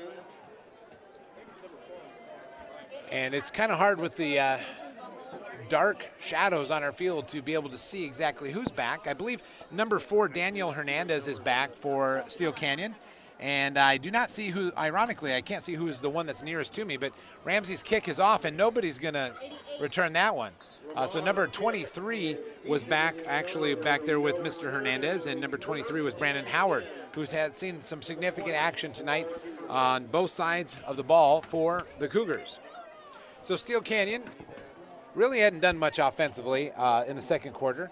Valhalla's defense seemed to figure that out, but Steele Canyon has an excellent group of coaches, and I'm sure they made adjustments, and hopefully Valhalla, made some adjustments as well. And we'll see what unfolds in the second half. Either way you look at it, you can see how closely balanced these two teams are, evenly matched, I should say. Andrade's pass is complete out to number 1, and I believe that's the first time that number 1 got the ball tonight. In fact, I do not have a number 1. Number 2 on the tackle. Andrade's pass is complete to number 14. Oh, number 14, sorry. It looked like number 1, and that's Zach Vance on the reception. First down for the Cougars. So right off the bat, Steele Canyon Cougars get a first down. I'd like to send a shout out right now to my loving wife who sits at home with 2 sick children, or 1.5 sick children. We have a 2-year-old and a 3-month-old that was kind of getting sick when I left. Thanks for your patience tonight, and I love you, and I'll be looking forward to seeing you when I get home.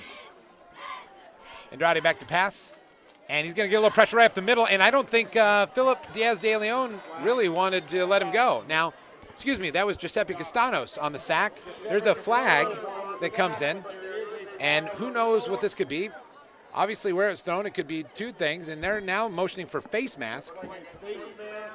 So once again, a big play nullified by a flag. So Giuseppe Castanos' sack goes for nothing. In fact, it's going to go for 15 the wrong way, and I don't know if he was the one that actually had the face mask. Assuming he would, since he ran the ball, but I didn't see it. But just because I didn't see it didn't mean it didn't occur, and that's going to be a first down. Oh, my dog. That's going to be a first down for Valhalla, or excuse me, for Steele Canyon.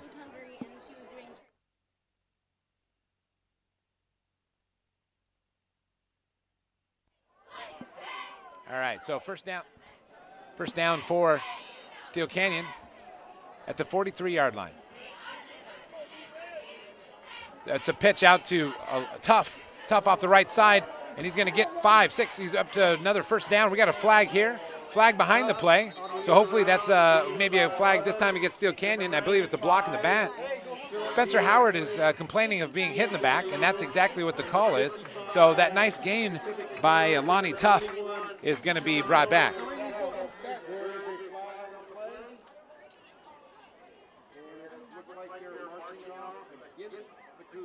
So that first down goes for nothing. It's going to come back. Steele Canyon is going to have it first down again, but it's going to be a few yards deeper, 10 yards deeper than they had hoped for.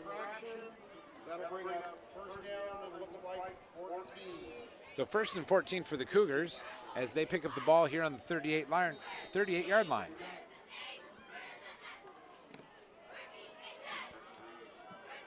So once again, if you enjoyed tonight's game and you want to watch it again, you can watch it on demand pretty much whenever you want. That's what on demand means. If you just go to a Play on Sports search Valhalla High School or go to our Facebook page and follow the link.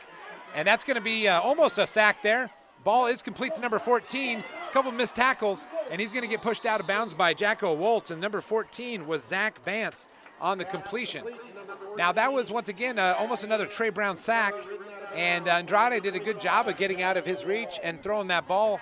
And I think, unfortunately, a couple missed tackles later, and now Steele Canyon's on the march, and they're deep into Valhalla territory on the 38-yard line.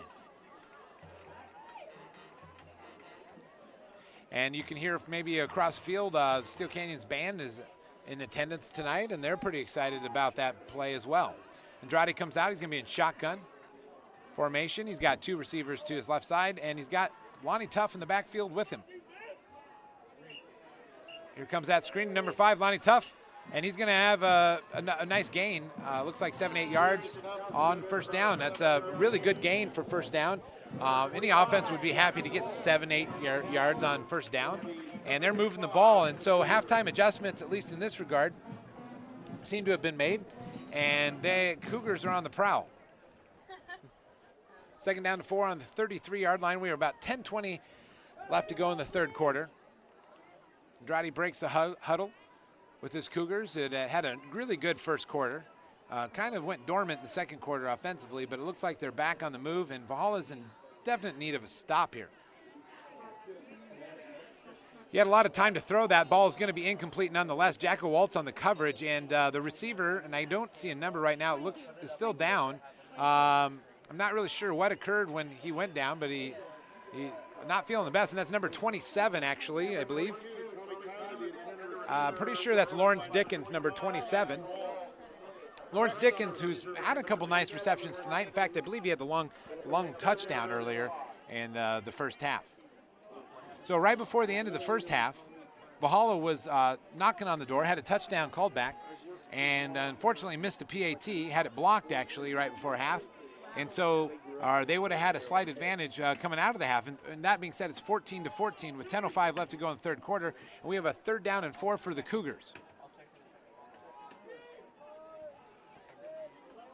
It's a pitch play outside to Tuff, and he cuts it back inside. There's a flag on the play. One of the things that Steele Canyon does extremely well is they want to run that zone, and they want to run stretch. And they really, really benefit when they get a ball way out there, a good pitch out to Lonnie Tuff, and he's able to cut back against the grain. And that's going to be a flag on the offensive line of Steele Canyon, and they're going to march it back. So this is going to be 3rd down and now 14, it looks like. 3rd and 15. So that's a good turn of events for the Norsemen. And we'll see what Steele Canyon has to answer here. Next week, we just want to remind you, you can watch Valhalla play Granite Hills live, the rivalry, the oldest rivalry that Valhalla has. They'll be entertaining the Granite Hills Eagles right here. You can watch that game live, and you're going to hear the Norsemen fans calling out a little bit of defense, a little bit of pressure up the middle, and Andrade finds a way to get away from it. And that ball is going to get caught for a touchdown to number 27, Lawrence Dickens. Once again, about 3 things could have happened, all of them bad for Steele Canyon, but the one thing that did happen was something good. A lot of pressure, the ball gets floated up there, and literally Dickens finds himself just hanging under a wobbly pass, and he scores a touchdown. It's not the prettiest play in the world, but I'm sure every Cougar in the house tonight will take it. I'm sure they drew it up just like that. And once again, another bizarre turn of events for the Norsemen. Had a couple plays called back, big long touchdowns.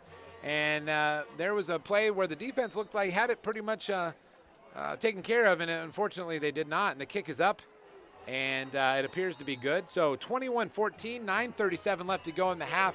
Steele Canyon pulls ahead. Valhalla's never led in this game. We thought they led a few times. Those touchdowns were later called back. So Steele Canyon was tied with Valhalla for pretty much the whole second half of the second quarter, and now they take the lead back. And as previous history in this game shows, Steele Canyon scored early in the first half as well, and Valhalla came back to tie the game. So maybe this is a momentum shifter if the halftime wasn't for some reason. And, the offense, Ramsey Romano and his crew will be able to do something right here. Absolutely. And the other thing you have to take in consideration is this, that Valhalla had players in the position to make plays on the last defensive series. They had Andrade very close to sacked twice. Now, to Andrade's credit, and he's a good athlete, and he's showing that right now. He's showing that senior leadership and determination. Make great plays. He definitely did not allow them to sack him. But going forward, if Valhalla makes a couple of those tackles, is able to answer here, and then maybe we'll see a different turn of events. Here's Kevin Mills bringing the ball out, and he's a nice little return out to just about the 21-yard line, 20-yard line. And that's where Ramsey Romano is going to bring out his Norseman and try to answer back. Yeah. And they have showed a lot of good plays. And like you said, the 2 plays that were touchdowns that were called off by penalties, the catches were made, but, some things that happened that really didn't affect the play just, kept them from scoring. Absolutely.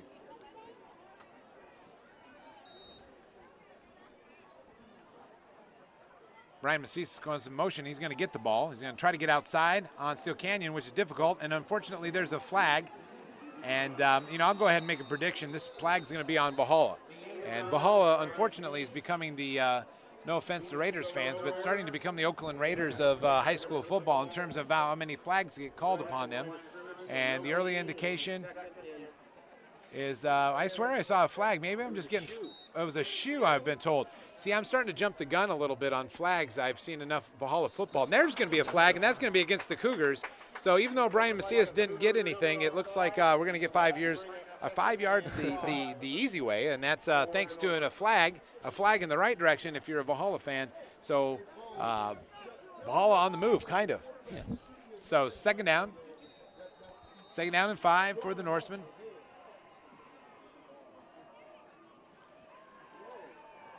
Once again, Ramsey with timed and an incomplete pass across to John Todd.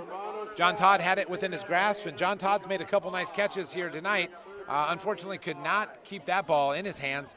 He had definitely room to run, and that would have been a pretty significant play had he been able to keep that in his mitts. Third down and 5. This is a critical down. I mean, there's a lot of time left to go in this game, but you start to think critical downs here, down to touchdown. We have a little pass out to Ben Howard. He's going to turn it into a big gain. First down and more. And you're going to get about 5, 6 more, 7 more yards than he actually needed. Ben Howard showing the fact that not only can he catch a ball, but he can run after a catch, which is obviously a critical talent that you need to be a successful wide receiver. So the best thing about that is they're removing the chains. First down and 10 for the Norsemen. So what was almost near disaster now has turned into a pretty good thing. So first down for Ramsey Romano, and he's going to throw that ball, and there's no flag, a lot of contact there. But the ball was complete to John Todd. So John Todd makes a nice grab, and, he did that with a Cougar hanging on him. You could just argue maybe that's good defense. Actually, incomplete pass, and looked like there was an awful lot of contact there, but that happens sometimes. Second down and 10, 8:29 left to go in the third quarter. Kevin Mills in motion for the Norsemen. And he's going to throw back to Kevin Mills, and that's going to be a completed pass. Pass is complete to Kevin Mills. Brings up third down for the Norsemen. Another tough third down that you want to convert here to keep the ball away from the Cougars. Number 22, Tommy Tyler, pushing him out of bounds.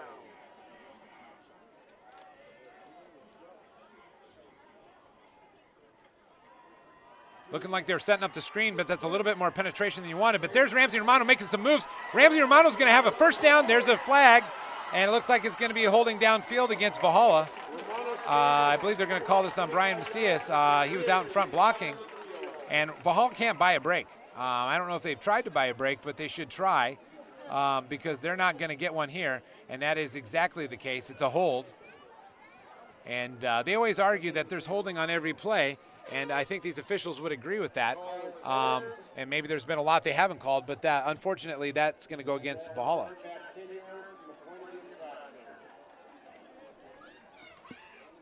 So march the Norsemen back, and I don't know if you can hear the crowd, but there's a lot of angry Norsemen.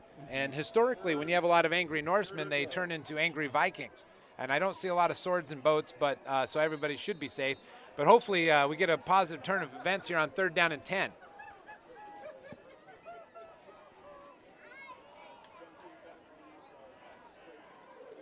This time Ben Howard goes in motion. And a little bit of time. Ramsey Romano across the middle, completed to Kevin Mills. That's going to be a first down, and Kevin Mills fights for more. He's going to be brought down to the 40-yard line. No arm tackle is going to be working on that one, and Kevin Mills shows his strength and his ability to catch in traffic, and the Norsemen get themselves a much-needed first down, and I don't see a flag. It's almost become a habit to watch for the flag. Absolutely. Throughout these Norseman You games. get a little self-conscious. So trips formation to the left, and we're going to get a handoff, a fake handoff out to Kevin Mills.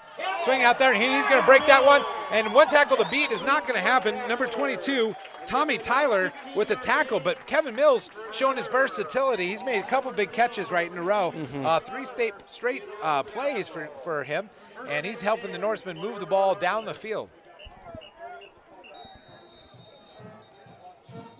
All right, so we're going to have a timeout here. It looks like Steele Canyon's going to call this timeout and trying to stop the pace of the Norsemen. All right, so Valhalla nears getting inside the 20-yard line. I think they're going to have the ball on the 21-yard line. So they're definitely in the part of the field you want them to be in, but this has also been the part of the field for disaster as of late. Costly penalties, blocked field goals. And so Valhalla hopefully has a recipe to kind of turn those events around and try to tie this game up. And really, if you're here tonight, or if you're watching here live tonight, you're seeing a game against two teams that I'll go back and say are very evenly matched. Last year, Steele Canyon won a very physical game, low-scoring game, and this year, is definitely not a high-scoring game by any regard, more points than last year. But what you're seeing is two teams that have some strengths on offense and some physicality on defense, and they're very even. And so that's a positive for if you just want to see a good game. John Todd went in motion there. Jefferson's going to get the handoff, and he's going to slice his way through the Cougar lineup there, and he's going to move the ball just about 3-4 yards. That's going to bring up second down. 2nd and 6 for your Norsemen. Okay, another handoff to Jefferson. Valhalla sees something they like there. They're not getting probably the yards they wanted there, and a lot of pushing after the play there. Tough physical tackle by the Cougars. Looked like number 41 had something to do with that for the Cougars. Sean McCarthy. Sean McCarthy and number 46. Jumping off the air on the stop. 3rd down and 5. Are you all right? We're live in a game. He's doing great. Can I call you back? I'm right in the middle of the game. Oh, I'm sorry. Love you. All right. Ramsey Romano's passes to the corner. It's going to be incomplete to Ben Howard. Romano's pass is just out of the reach of Ben Howard. So taking a shot there on 3rd down. That's going to bring up 4th down, and it shall be interesting to see what we have here. Just got a text from Melissa Hutchinson, who's a teacher at Valhalla, a great teacher at that, and she said she loves hearing Orange Nation TV, and that's great. And her husband is just right to my right. He's a coach for Steele Canyon and a teacher at Valhalla, so he's got one foot in each side of this Hamashaw helmet battle. Valhalla's having a little bit of substitution issues. They got Nehemiah Brown out in exchange for Jefferson.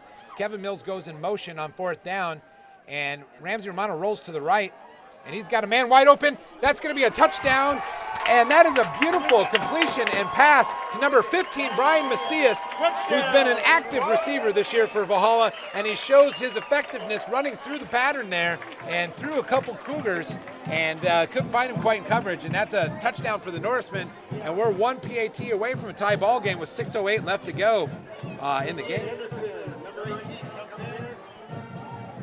This is the kind of second-half football that Valhalla this season has been known for in many games, and even in the Grossmont game last week, and that's proved their record and, frankly, made them one of the good teams.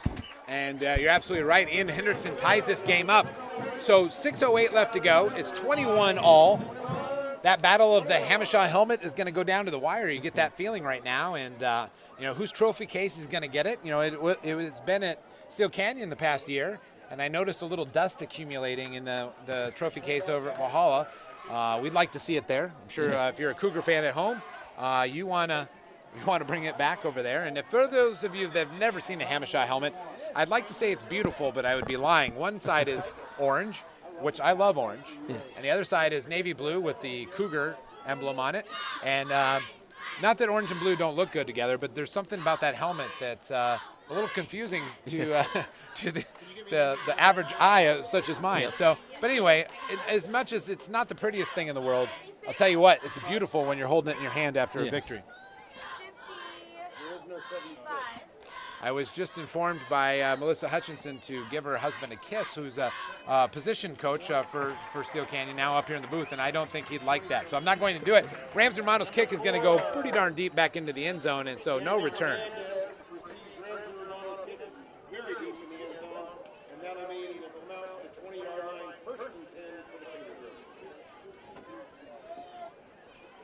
All right, so it'll be first down and 10 for the Cougars.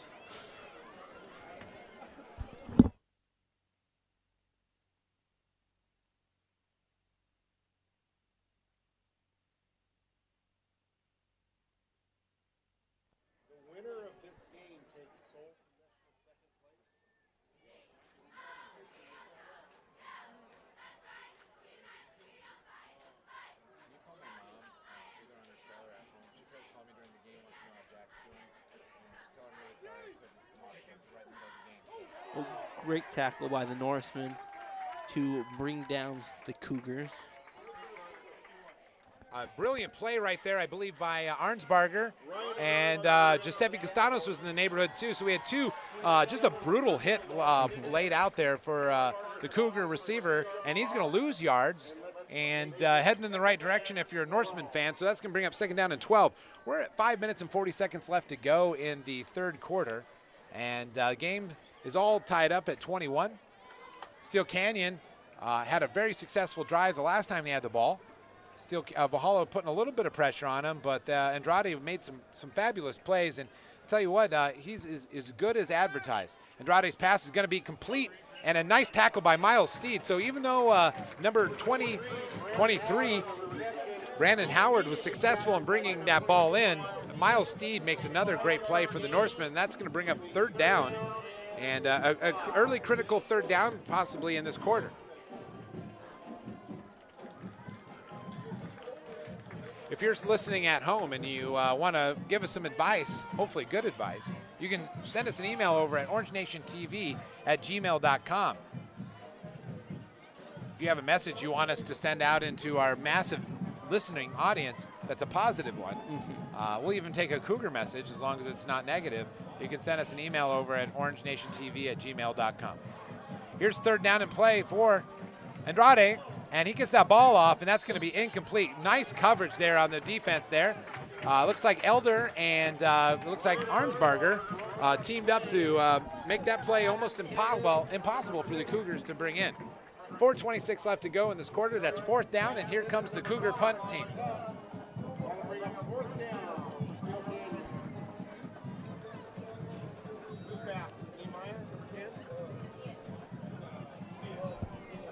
Brian Macias looks like he's back for Valhalla, and typically Nehemiah Brown is the one that does punt return duties. Spencer Havard has done it a few times too, but Brian Macias is going to get his chance here, and hopefully Nehemiah Brown is just getting a breather, that nothing serious.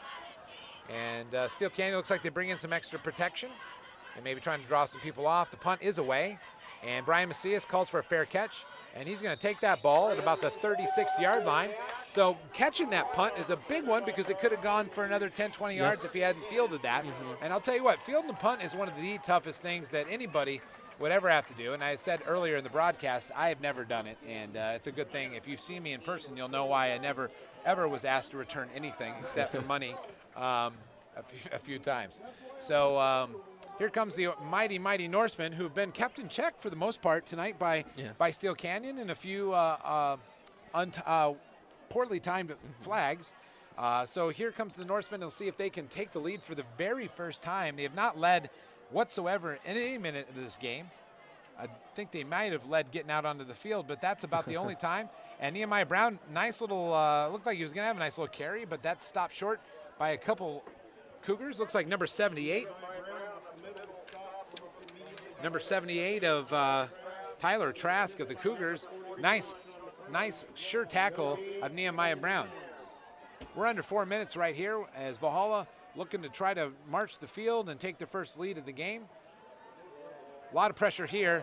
Ramsey Romano's able to get all around the right-hand side, and he's going to run for a first down. And Ramsey Romano's going to earn himself a first down by using his feet. And we'd said earlier, I think I even stopped, Ramsey Romano is a very good athlete, well-rounded athlete. And surprisingly, as good as he is in football, baseball is, at least scholarship-wise, is his first sport. University of Michigan has offered him a scholarship. Passes out to Kevin Mills, and that's going to be incomplete. A little low for him to be able to grab. So that's going to bring up second down. But Ramsey Romano, though, headed to Ann Arbor for baseball, unless maybe some football school or football program offers him a scholarship. And I'd have to think, after watching a lot of football, I'd take a risk. I don't know if it is a risk. He's got a great arm. He's tall. He's a smart kid, and he's really fleet of foot. And he's, I think, a really good all-around quarterback. And that pass is going to be picked off by number 26. Trying to thread the needle there, and the needle fell apart, actually. Number 26, Nathan Murray, was the one that was able to bring down that ball and intercept it. I believe the pass was originally intended for Ben Howard, but number 26 was able to step in front of that pass. So normally pretty accurate quarterback, Ramsey Romano. Just good coverage there by Steele Canyon, I think a little confusing. And so Steele Canyon's in business now on the 45-yard line of Valhalla with 3:29 left to go in the third quarter. So flip the field, the Cougars do, and Valhalla now has to come up with a big stop. So once again, every time Valhalla seems to take a step forward, they take a couple steps back. Yes. And I just don't think you can make too many more mistakes against Steele Canyon and still come out ahead. Passes off to Tough, off to the right-hand side, and he's going to get a few yards there. Looks like he's brought down by a couple Norsemen there on the play. Tough is the ball carrier, initially hit and slowed down by Keith Rogers. Keith Rogers, number 26, who has made some critical plays in the last few weeks in the secondary, comes up and makes a play on defense for the Norsemen. And they haven't led in this game, as we were saying earlier, Mr. Owens, but their momentum has definitely been as high as Steele Canyon and their strength, and they really need to pull it off on defense right now. Absolutely. I feel like Valhalla has caused more damage to themselves than maybe Steele Canyon has to them after the first couple drives. But that being said, Steele Canyon's in a position to pull ahead. That pass is incomplete to number 23, I think, a little out of his hands. Number 22, a little tough angle for me. Tommy Tyler, incomplete pass, and third down for the Cougars.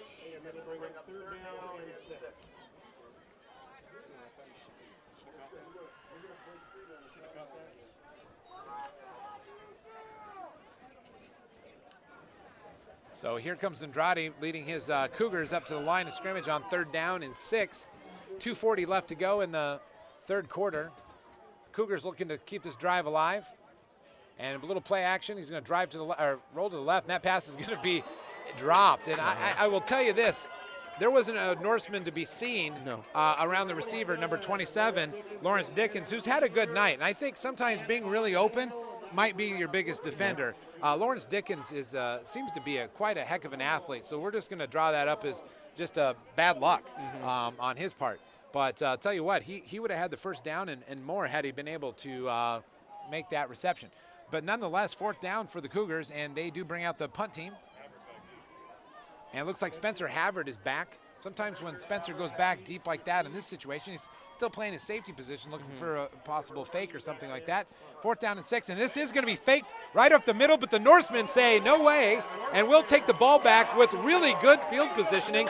And I'll tell you what, Deshaun Tone, he went out earlier in the game with an injury, but he's not injured. In fact, he might be doing the injuring now. And I'll tell you what, it's almost a situation where you could see the fake coming. As I said, Spencer Havard back, sometimes in a safety position. But Valhalla did an excellent job. And you know what? Hindsight is 20/20. So obviously Steele Canyon probably wish they hadn't faked that. But the way Steele Canyon couldn't move the ball, you almost wish, I always wonder if you're going to go for it on fourth down, leave your offense out there. That's what they do.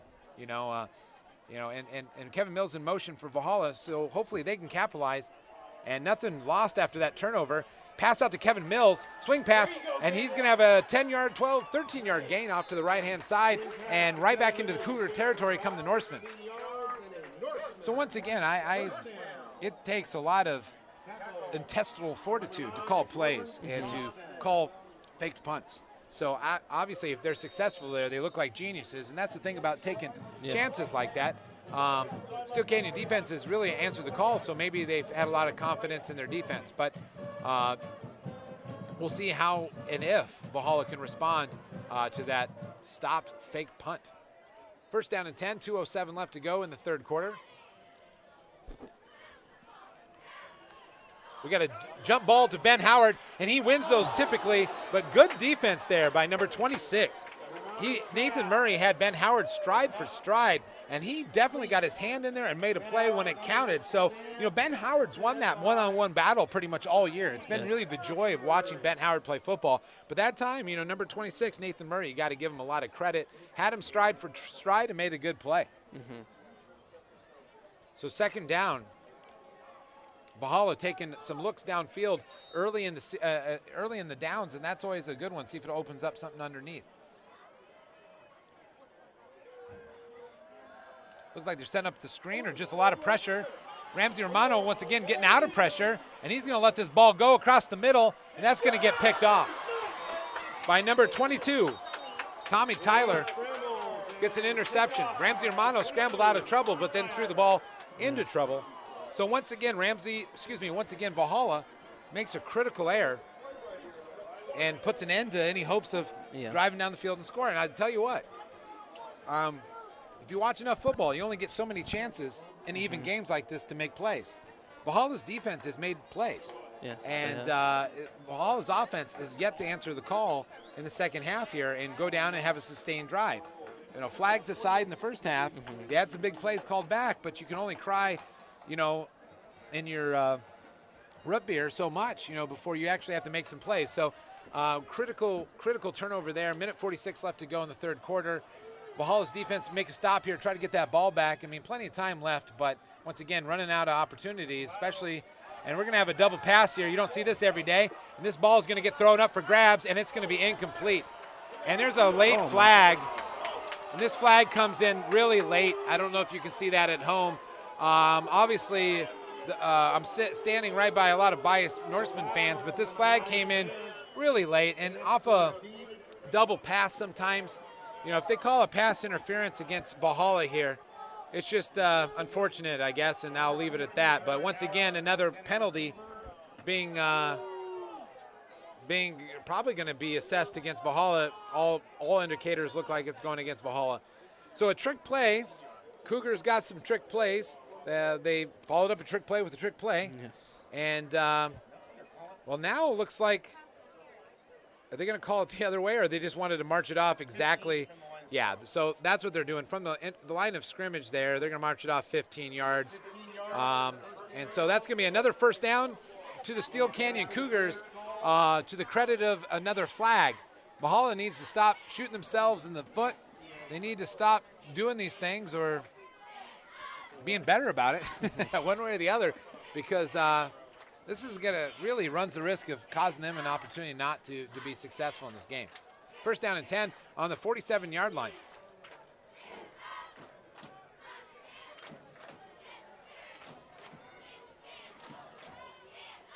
All right, delayed handoff to Lonnie Tuff. He's off to the left-hand side. He's going to have about 6-7 yards there. A couple Norsemen right there bringing them down. Good team tackling. And I would be in error if I tried to mention which one of those persons in orange was able to bring him down first. But looked like quite a few Norsemen there were teaming up to make that happen. Number 51, Ryan Arnsberger, led the tacklers on play, 2nd and 6.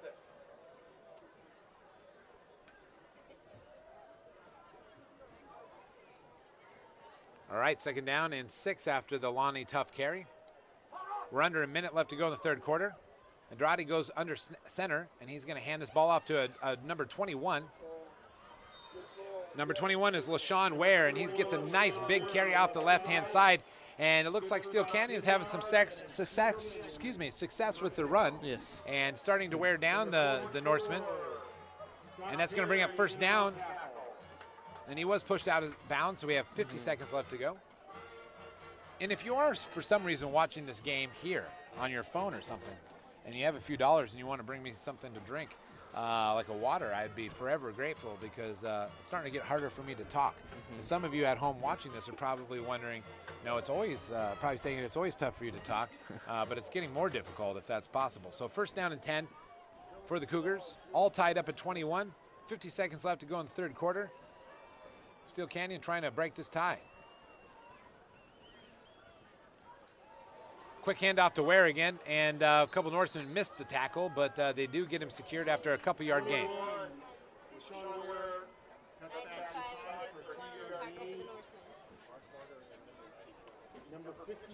Looked like Ryan Arnsberger.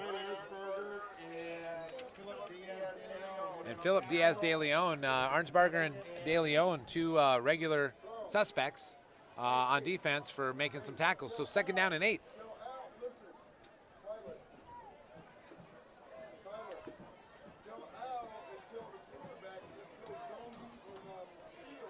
All right, so here's second down and 8 with the clock ticking. We'll see if they get this play off before the end of the quarter.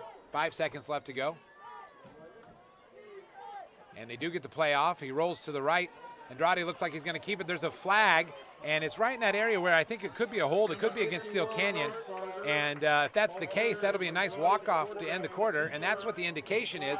So at the end of 3 quarters, Steele Canyon's going to get a few more yards assessed to them negatively, and they're going to have second down and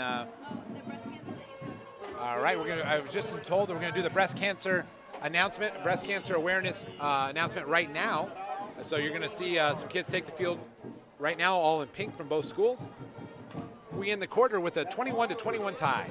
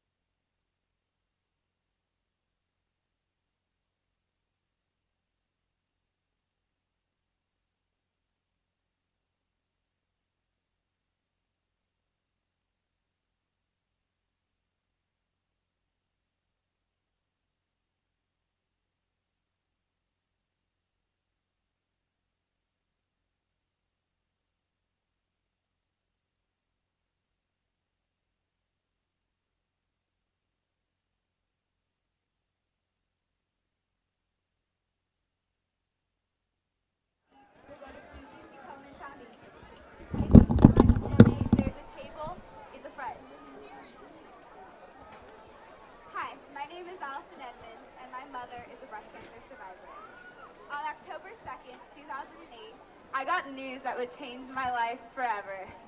I later learned that my mom had been diagnosed with stage 2B breast cancer.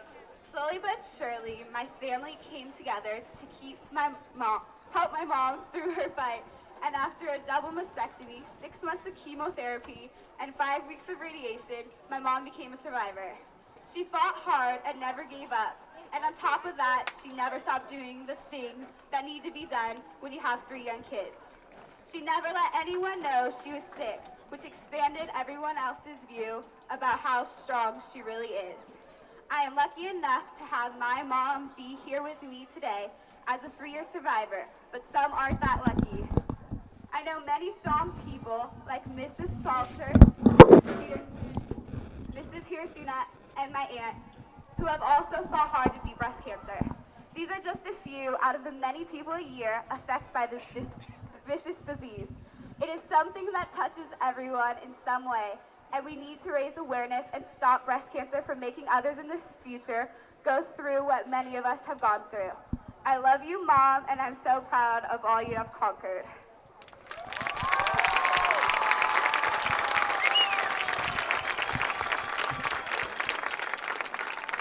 Hi everyone, I'm Bryce Dela Cruz. I'm here on behalf of my mom, a survivor. With breast cancer already coming into contact with my life, and my mom already widowed, no one in the world could have felt the same agony as me when my mom told me her doctor had diagnosed her with breast cancer. I thought of losing someone so close again, and it just ripped out my heart. But I knew my mom was strong and can always come back on top of anything, and that's exactly what she did. She She came back and conquered one of the biggest hardships of life. We're given these challenges to only make us stronger and to take life as a gift. Tonight I'm here for you, Mom. I love you with all my heart, and you've shown me to keep my head up when times are tough. Thank you for being nothing but an inspiration, not only to me, but for every diagnosed breast cancer patient out there.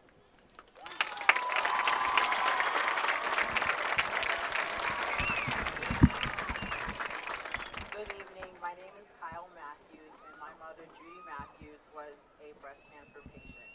Unfortunately, in February of 2010, she passed away. I stand here before you guys tonight to let you know that we fight for the fight. This cure is something that we need to fight for.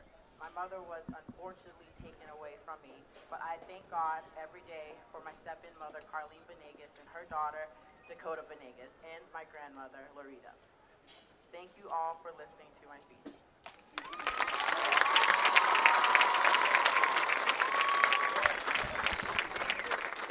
Moment of silence.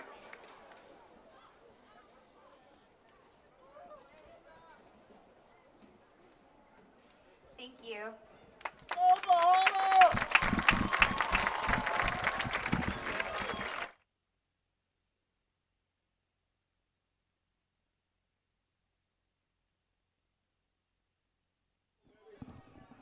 All right, we're back. Hopefully you enjoyed that great job by both Steele Canyon and Valhalla's ASB tonight as they were joined for a great cause, and that is breast cancer awareness. As you could see, hopefully in the camera shot, a beautiful pink ribbon of ASB students out there, and some really touching and powerful messages from some students.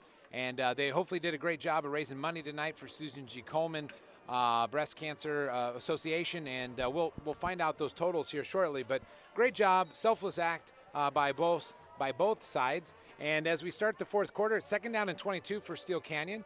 A little longer quarter break than probably most people are used to, but I think for such an outstanding cause. And so getting a little cooler here in Rancho San Diego. I'm a Midwest guy, so it takes a lot to be, I think, to be cold. But I can't say it's cooling down. I don't know if that'll affect the game at all. But we'll find out. First play of the fourth quarter right here. All knotted up, 21-21. Andrade back in the shotgun. And he's going to get some pressure because that is a screen play, and that LaShawn Ware getting a few more carries. Haven't seen Lonnie Tuff in a while. Hopefully Lonnie Tuff is fine. I know he'd been injured earlier in this year, and LaShawn Ware is in the backfield the last few plays for the Cougars. So 3rd down after the short gain. So once again, as I've said probably too many times, another big down for both teams here, as neither one of them seems to be able to establish themselves and make plays. You know, Steele Canyon's made some fabulous plays on defense in terms of getting interceptions. Ball is about due for forcing another turnover, and maybe we'll see that right here.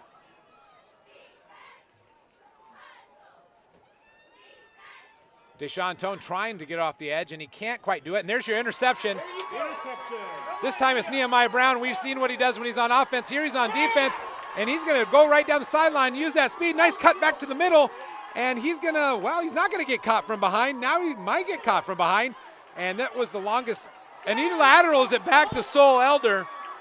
Sol Elder off to the left-hand side. Sol Elder says, give me the Hamershaw helmet. I want that Hamershaw helmet. He's in the end zone, and I just saw quite possibly one of the greatest plays I've ever seen in high school football, actually football of any level, and the Norsemen, in an unorthodox fashion, find a way to take this lead back.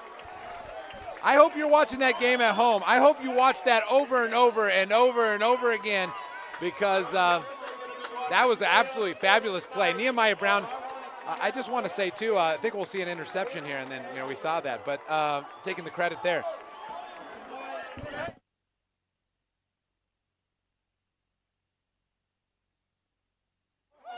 All right, so absolutely outstanding. I got to catch my breath. I ran out of things to play or to say, and that snap got brought down by Harley Hoyt. That might be the play of the game, because that kick is up and it's good. And so you got 2 plays to watch. Harley Hoyt's absolutely amazing grab of that snap. Tell you what, if you do play-by-play, you hope for plays like that. Yeah. And my play came, and I don't know if I did a very good job, but I think the plays kind of spoke for itself. Yes. Pretty amazing. Absolutely amazing play by Nehemiah Brown, and then the pitch to Sol Elder. Sol Elder making his Norseman debut tonight, and it's been a good one because he's had an interception, and now he's had a touchdown off a pitch. Now, here's the exciting thing, too, with 10:45 left to go in the third quarter. O'Day, I'll let you talk. I'm sorry I cut you off, but the thing is now that very defense has to come out. Yep. So go ahead. What were you going to say? No, and Nehemiah Brown, that great interception, and he's playing good on both sides of the ball. Not to mention the fact scoring on both sides of the ball, actually, to some degree. You know, helping with Soelder gets a touchdown and the great pitch. Absolutely. If you've watched any Norseman football at all this year, you'll know that Nehemiah Brown is an absolutely outstanding athlete on both sides of the ball. He's a great track athlete. I know he's wrestled in the past, so I know that he's a multifaceted athlete, but the one thing he does better than just about anybody, and that's run. And you don't normally, I don't know, teach kids to pitch a ball. I know that's something that looks cool, but he did it, and it was successful. Ramsey Romano's kick is going to be deep into the end zone. And a lot of credit to number 4, Daniel Hernandez. He's caught a lot of those ones. Even though he can't bring them out, he's still giving good effort there for the Cougars. So for the very first time all night, Steel Canyon finds themselves trailing. And they're trailing in after a touchdown that was about as crazy of a touchdown as I've ever seen. And if you're just tuning in, you just missed one of the greatest plays probably in Valhalla history. I know I might be taking a big step there, but I've been here 9 years. I've never seen anything like it. So if you get a chance, go back and watch that over and over and over again. You can even turn down the volume so you don't have to listen to me stutter through that. But pretty miraculous play there. 10:45, like I said, in the fourth quarter, 28-21, Valhalla takes its first lead, and we'll see how long that lead lasts. It's all up to the Norseman defense again. Quick pass over to the 21 to LaShawn Ware, and he's going to get brought down. Gets tripped up and then brought down by number 94, Taylor Mills, and Jack Walls had a little hand in that tackle as well. So second down for the Cougars.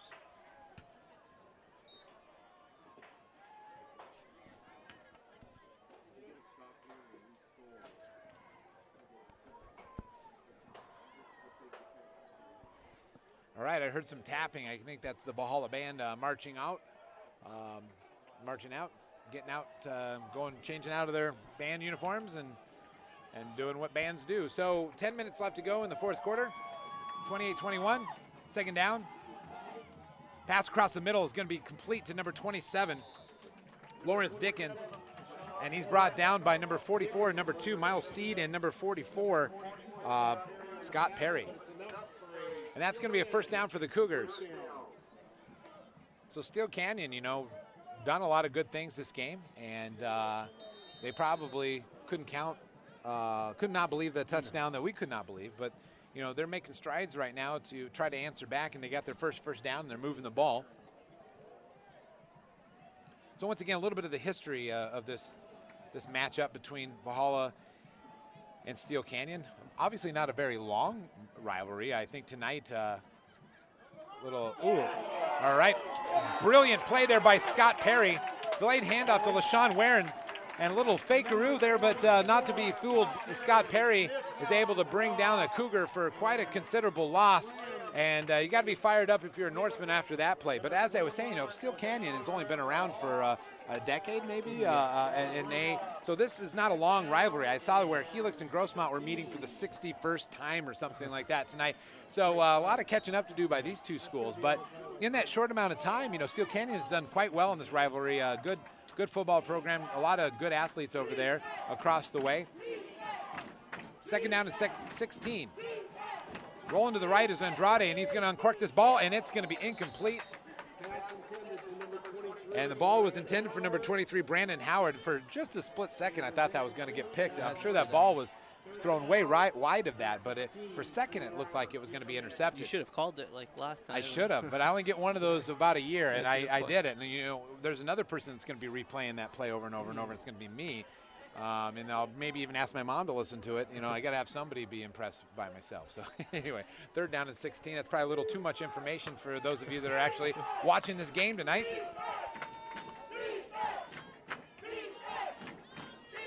Big down here for both teams. Andrade back to pass. He's got a little bit of time. He unleashes that ball, and that's going to be incomplete. And I see no flags anywhere, and that's going to bring up 4th down with 8:37 left to go in the 4th quarter. Looks like the Norsemen are going to get the ball back. And if you're an Orange Nation member, you want to hope that they work some clock and come down and score and try to put this game out of reach. Valhalla has not really been able to take advantage of the opportunities they've earned so far. I mean, that interception for a touchdown is the lone exception. They've had drives after turnovers that have gone for naught, and they've shot themselves in the foot a few times. So they have not had an offensive touchdown in, it seems like, days. It's not been that long, obviously. So let's see what the offense does to see if they can right the ship. Macias back to return this kick, and he does snag that high punt. And he's going to get brought down. Very nice tackle by number 26, Nathan Murray. Very sure tackle. And you know what? One thing, too, that you see a lot with Steele Canyon, with the exception of maybe one play or two, Steele Canyon tackles the ball very well. I mean, they tackle the players, I should say, with the ball very well. Very sure tacklers. And, a lot of that's talent and athletic ability. But, from my experience, a lot of that's good coaching. And so, obviously, it appears that Steele Canyon, both these teams have really good, strong coaching staffs and experienced coaching staffs that preach fundamentals and good sound football, and that's what you're seeing tonight. The other thing I will say, we've had a very clean game. I haven't seen any real chippiness between the teams, after plays. They're playing very cleanly. Ramsey's going to keep it on the pitch, and now he pitches it off to Kevin Mills. Kevin Mills is going to try to get a few yards, and he'll get up to about the 30-yard line. So a couple yards on first down. That'll bring up 2nd down. And they're going to give him the 30-yard line on the nose, so 2nd down is 6 for the Norsemen. We're going to be under 8 minutes here in just a second. Kevin Mills goes in motion. He's going to get the ball around the right side. He's going to cut it up, and he's going to get pushed out of bounds, which will stop the clock. And that's going to move the ball down the field just a few more yards. That's going to bring up 3rd down. So if you're Steele Canyon, you make a big stop here, you're no worse for the wear, really. If you're Valhalla, if you can extend this drive, you're going to feel pretty good about your chances of holding on to a win and bringing home that Hamashaw helmet. Ryan Macias goes in motion across your screen there, and he's going back to the outside. He's going to run a wheel route and they threw it underneath to John Todd, an incomplete pass, and that brings up 4th down. So no sooner had I talked about taking advantage of opportunities, Valhalla didn't. And so once again, that's a critical series, I think. Once again, there's a lot of time left either way, and Valhalla's defense has played, for the most part, very tough physical football the second half. But that being said, Valhalla's offense had an opportunity to take a little pressure off their defense. And Steele Canyon, you got to give them credit. They've really, read plays well. They've put pressure out there, and the punt by Hendrickson does get away, and Hernandez is going to get that ball at 30 out to about the 40-yard line. Daniel Hernandez brings that ball out to the 40-yard line. And it looks like number 23, Martin Moku, on the tackle for Valhalla. Martin Moku is a special teams specialist. He's a senior and has had a pretty successful career at Valhalla. I think he ran track for a few years, his first couple years at Valhalla, and he, for the second straight week, makes a really good tackle on special teams, and we often don't give special teams players a lot of credit because, unfortunately, he's hard to see numbers and things like that, but that was a good effort on his part. So there's a conversation on the sideline here or something, or there's maybe going to spot the ball, or just kind of seeing what's going on here on first down for the Cougars. And I'm not really clear of what's going on. There seems to be some sort of conversation, maybe at the sideline for Valhalla. I don't see Coach Bussey talking to any officials, so I'm not sure if there's something there. Oh, there's an injury. There is an injury on the near side. I just can't see it. That's it's just been told that breaking news here on Orange Nation TV. We have an injury on the near side, and didn't quite see it, and I don't know who it is. And I'll try to get you that information when I can. But looks like Miles Steed, but he's up jogging on the sideline, so that's a positive. Miles Steed has had a really, really good game so far on defense. And they'll need him out there as the Cougars look to go 1st and 10.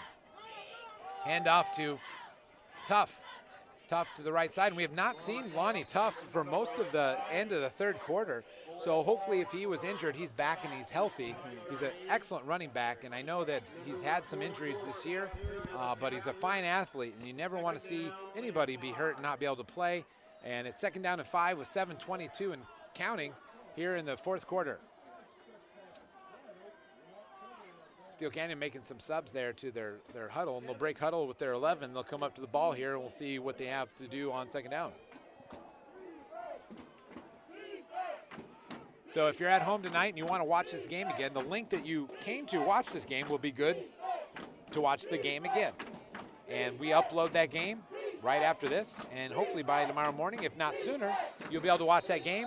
And we got a flag here, and maybe a delay game here on Steele Canyon. They took some time coming out of that huddle. So move them back 5 yards, and that'll be 2nd down and 10 now. And that's a positive for the Norsemen.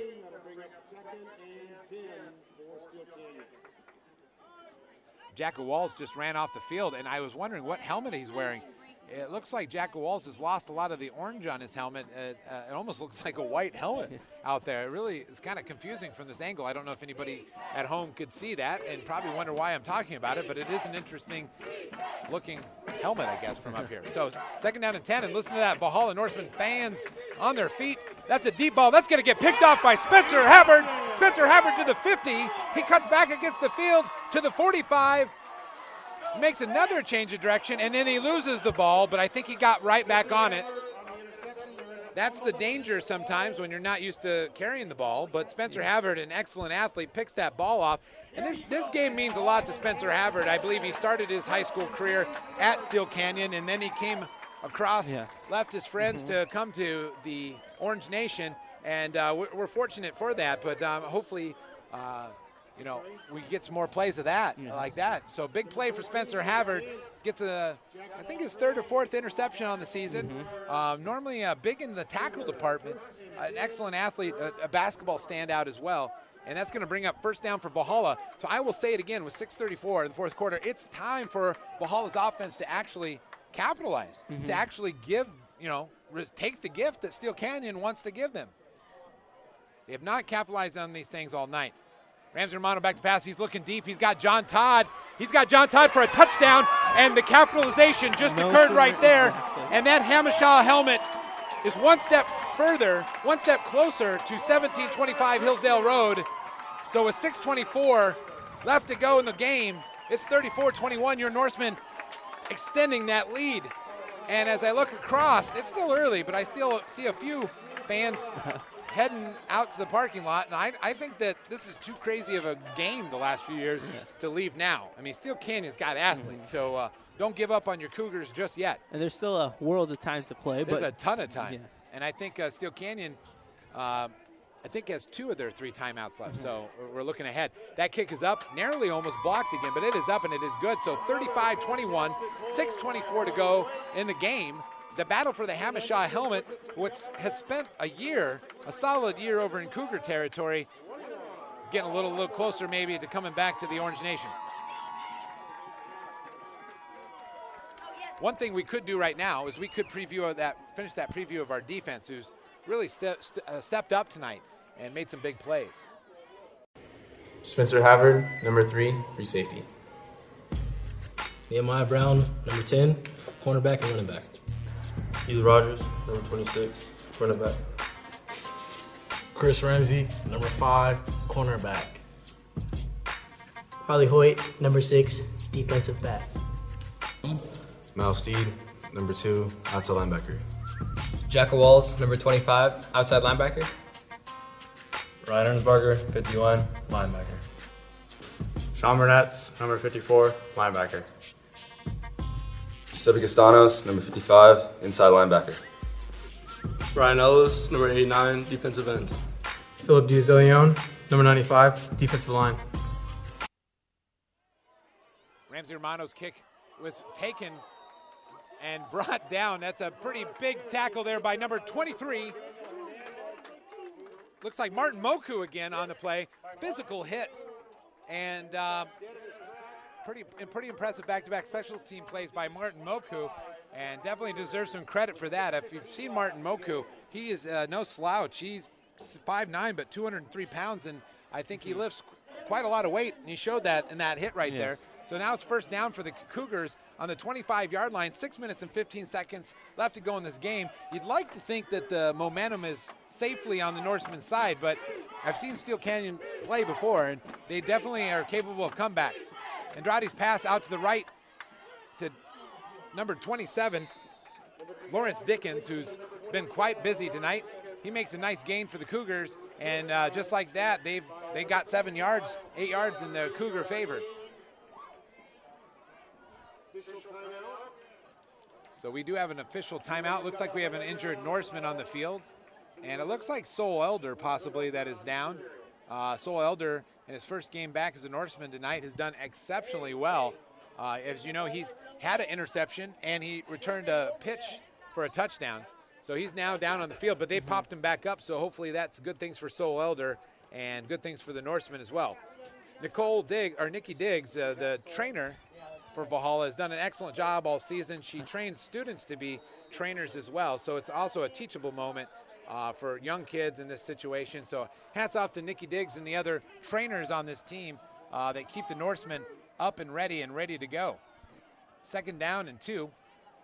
Pass across the middle is going to be caught, and a nice sure tackle there by number 32. Lucas Lorenzo puts a nice hit there on the Cougar. Nice catch as well. And we do have a Cougar injury. And kind of shaken up on the play. It was a good solid hit. Good effort to hold on to that ball too. I am fascinated by players that can make tough catches and take on big hits and still hold on to the ball. I think that's a great effort. And it looks like Lawrence Dickens is going to walk off or jog off under his own power, so that's a good sign for him. He's a fabulous athlete and has played very well tonight, and he'll be back out for the Cougars, I'm pretty sure, in no time. We're at 6:01 right to go left to go in this game, and the Cougars find themselves at midfield, trailing by 2 touchdowns and 2 timeouts in their back pocket. Time is a-wasting. The Cougars need to answer the Norsemen touchdowns. The pass is out there, and it's going to be incomplete. There's a little pressure here and there coming off the side. It looked like Valhalla sent a few guys. It looked like Giuseppe Costanos was coming off the side there. And Keith Rogers in coverage over there on the far side of the field, as you can see. So 2nd down and 10. So obviously Steele Canyon's going to throw the ball. You know, you can see a draw here or a swing pass out to the back. That's definitely a possibility. I mean, they have time to work with, although we are under 6 minutes. But looking down deep, looking those out routes, Valhalla's going to give them some of the short stuff. That's typically what you do. I don't see Valhalla in a true prevent or anything like that. I think that would be kind of silly and crazy at this juncture. But Valhalla definitely probably going to be watching. Oh, actually, they're sending a couple of people. Scott Perry up the middle, Arnsbarg up the middle, and they're going to bring him down. And a whole team effort there on that tackle. It looked like Scott Perry and Deshaun Tone were 2 of the contributing players to that sack, and that's a big loss of yards for the Cougars, and that's going to bring up 3rd down and 18, and we have 5:25 left to go in this game. 3rd and 18 for the Cougars, and Valhalla, pretty much can put their ears back here. They don't want to give up a big play. It's 4-down territory with this much time left and down 2 scores. We're going to get a timeout here. I think Valhalla called this timeout, and that's their first. They'll have 2, and they have the opportunity now, up 2 touchdowns, to call that timeout and really think it over, because this is all intents and purposes. The next 2 downs could be the game. You come out, run the clock a little bit, run the ball, and take this to the house and celebrate a nice win over your crosstown neighbor. I jokingly call this the Battle of Edwards Theater, because whenever I'm there, it just seems like a nice mix of Steele Canyon and Valhalla kids in that parking lot. Of course, all joking aside, these kids care about this game. As we mentioned at the top of the webcast, the seniors at Valhalla had never beaten Steele Canyon in any of their time at Valhalla.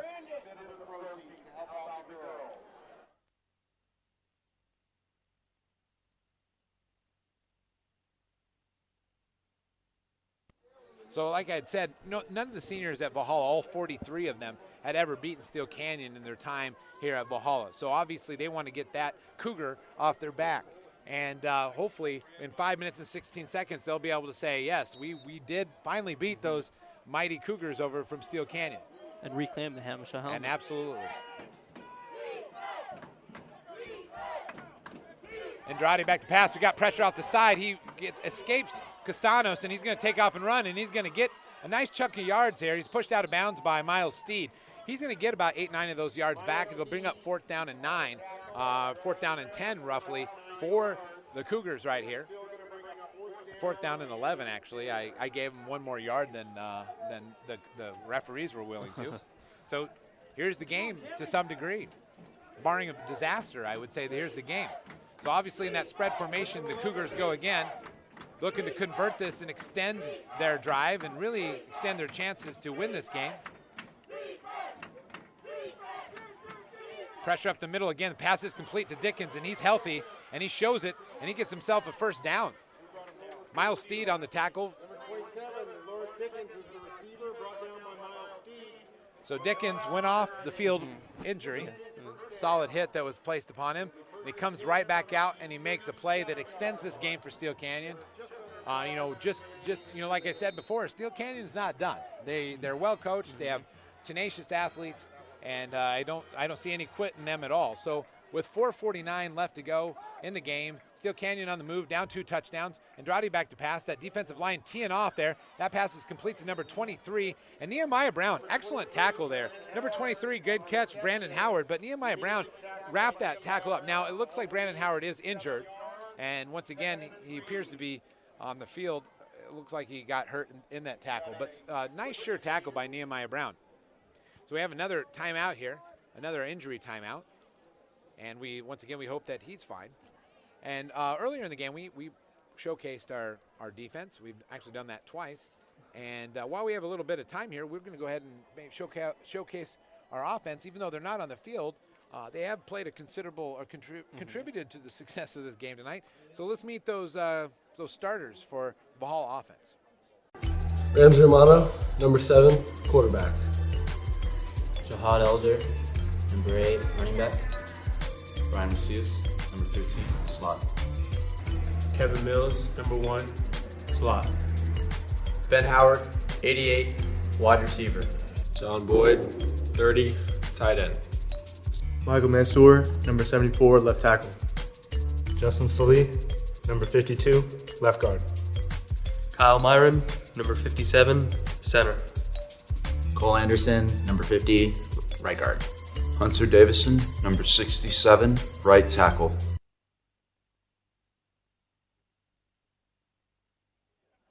And the Steele Canyon Cougar player is still injured and on the field, and they're tending to him.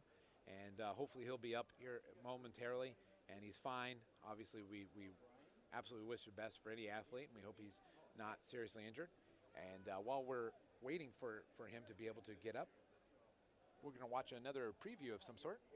What do we have here? It's our Orange Nation showcase of ourselves, actually. And scratch that. Number 23, Brandon Howard is up, and that is a great sign. He's limping off, but he's getting up, and with some help, he was able to get off the field. Brandon Howard played a nice game tonight defensively, or offensively.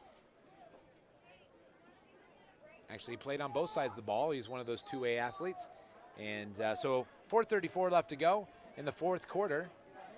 Norseman up by 2 touchdowns, but Steele Canyon having a nice long sustained drive for them. Andrade back to pass. He's going to let one fly. He's got an interception, and that'll be another interception. And that's Spencer Havard. That's a nice icing on the cake for former Cougar, current Norseman, Spencer Havard. And that probably will do it. Yeah. I think right now Steele Canyon has 2 timeouts left. Valhalla is going to run the ball, I would think, run that clock. Steele Canyon can stop it. They'll get the ball back. Yeah. But you would like to think at least they're one step closer to bringing the Hamasha helmet home. But it's been a well-played game in the sense that both teams have played their hearts out. And here's the best thing about it, and I hope this is one thing that continues to be true throughout this game is, as a former coach in this rivalry and as a person that's seen this rivalry, I've seen this game get a little chippy over the years. The players, little I think on both sides very evenly unsportsmanlike. So I will be very fair and balanced on that, because both teams over the years at sometimes have been kind of not necessarily the best to each other. But I'll tell you what, I've seen nothing but absolute sportsmanship between these teams, and you just hope it doesn't start to arise in the last. No, few I minutes think of the game. and just finish this game. They're well coached, like I said. The kids seem to have their heads on in the right place, and I've been very impressed with both schools tonight. And that pass is incomplete, and that's going to stop the clock. So 3:29 left to go in the game. Valhalla hoping to try to get some yards there and pick up a first down, but they didn't, and that stopped the clock, and that's the unfortunate thing about that. And we got to remember, there's still time left. Just like as crazy a plays that we've seen tonight, you could have a couple crazy plays in the wrong direction and see Steele Canyon climb right back into this.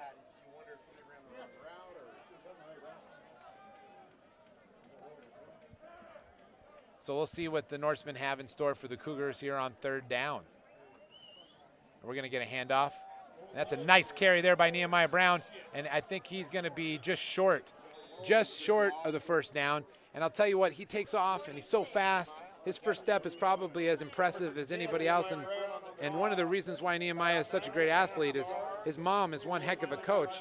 His mom, Renethia Brown, is a sprint coach here at Valhalla and a speed coach for the football team, and she's an amazing coach. And Valhalla's going to go for it here on fourth down. They got a quarterback sneak, and I think Ramsey Romano was successful, and that's going to extend this drive, and it's going to keep that clock rolling. We're under 3 minutes, 2:55 left to go in the battle for the Hamashaw helmet. And you might want to go dust off that trophy case there up by the principal's office and get the door unlocked, because I think there's a helmet going in it in about 2 minutes and 50 seconds.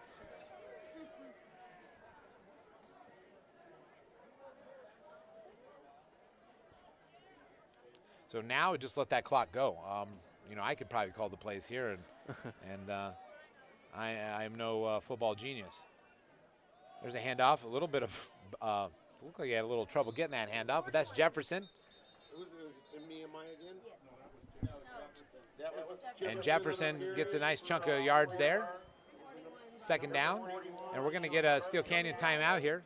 They have one left after this, so 2:27 left to go in the game. A hard-fought game on both sides. Just to kind of recap for those of you that are maybe a little late to the game, Steele Canyon came here ready to play tonight, and they jumped up to a 14-0 lead before Valhalla really got, anything going whatsoever.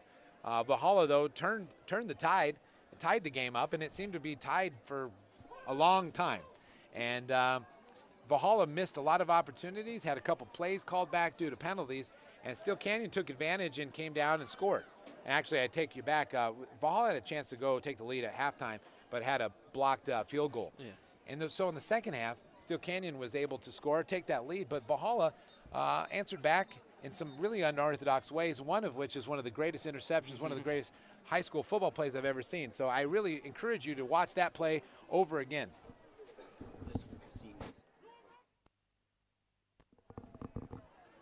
So once again, we're getting closer. 2:27 left to go in the game. And just, you kind of think about kids and being competitive and sticking out things and putting your time in. These seniors, once again, never have beaten Steele Canyon in football. And they're 2 minutes closer, but Jefferson, tough carry there. Of course, they're trying to strip the ball, which any good team would. And so as this clock continues to tick, those seniors are that much closer to fulfilling a goal of theirs. They've done well. Valhalla's been competitive the last few years. Last year, they went very deep into the playoffs when nobody really thought they would. And we're going to get a timeout here, the last timeout for Steele Canyon. But the one thing they didn't have in their pocket is a victory over Steele Canyon. And, that means a lot to these kids. And most people listening to this game know the history, but a lot of these kids would have played youth sports together. And O'Day, you can probably speak to that. You went to Hillsdale, correct? Yeah, I did.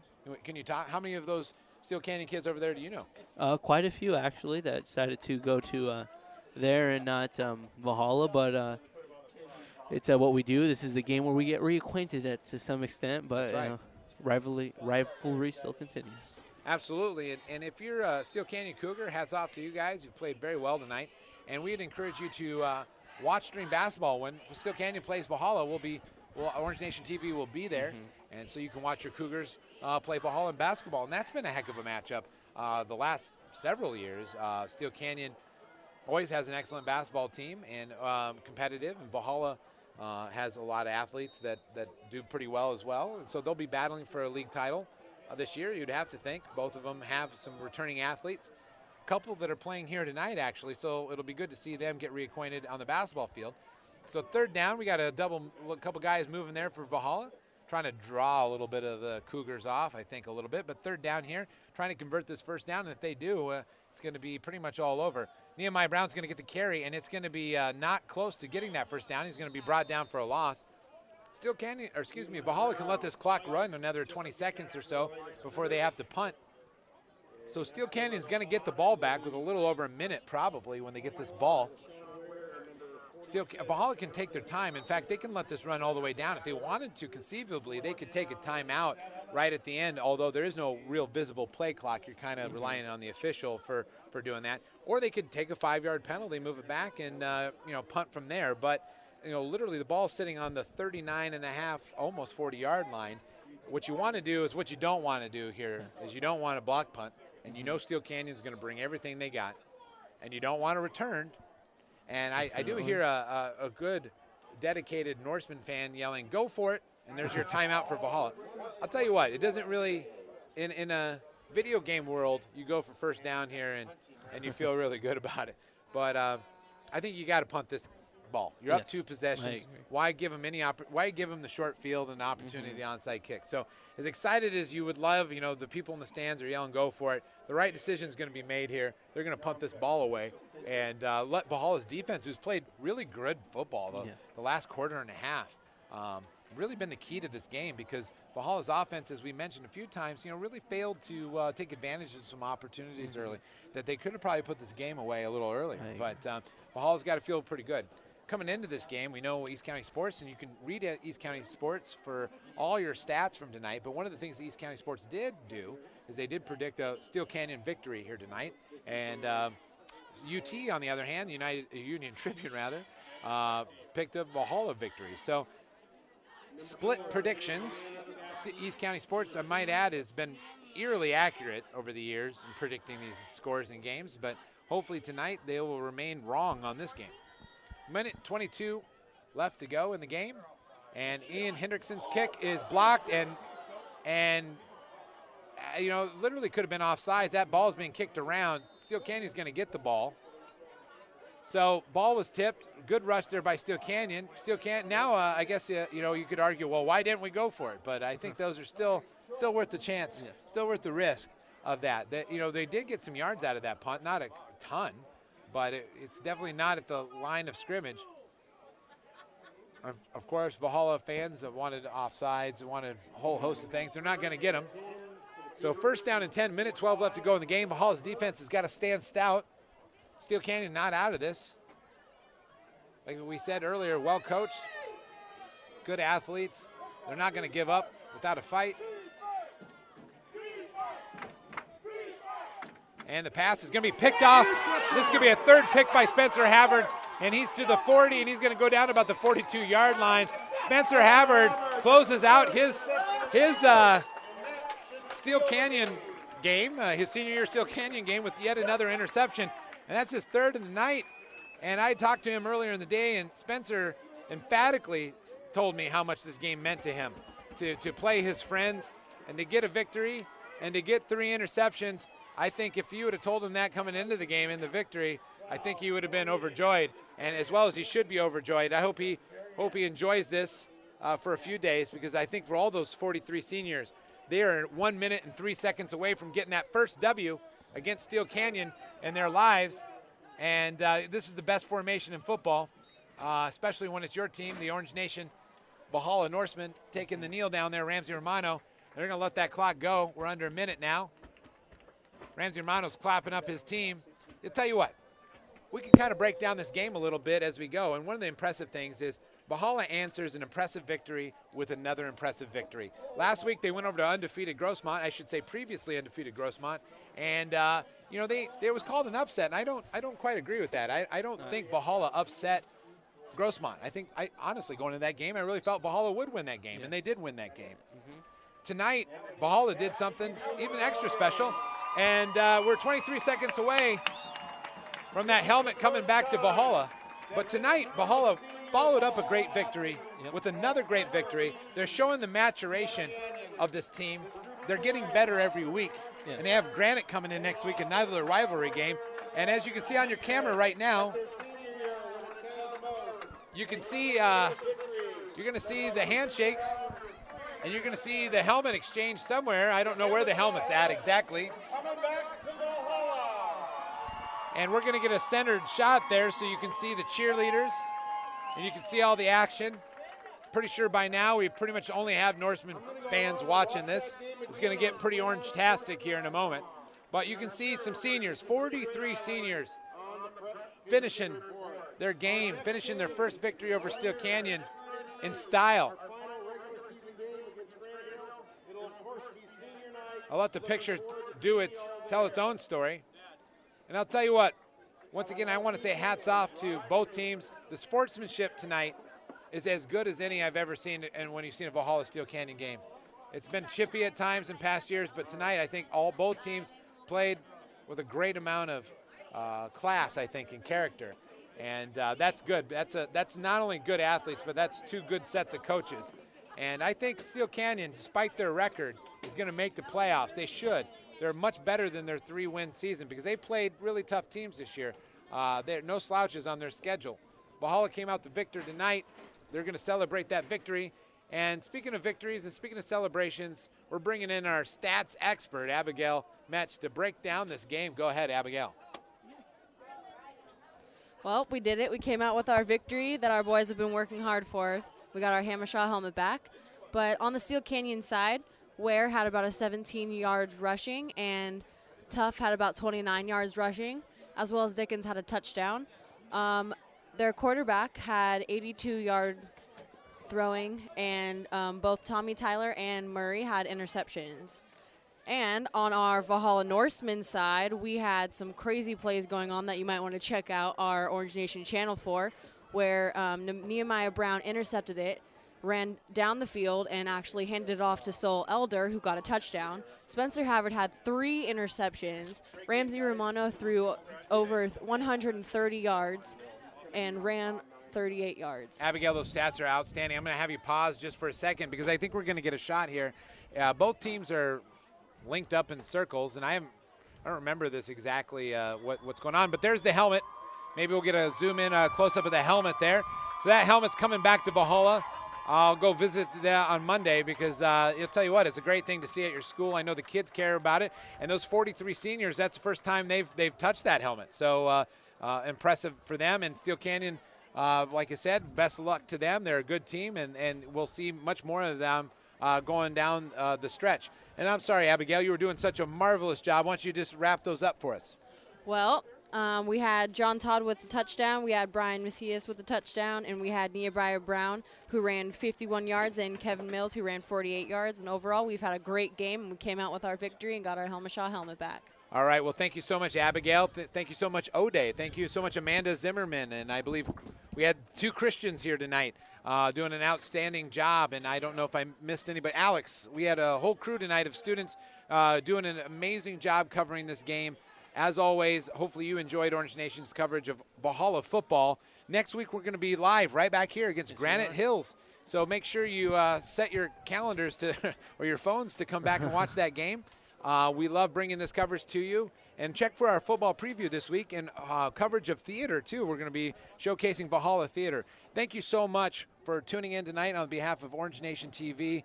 We hope you have a good, safe evening. We'll see you back next Friday.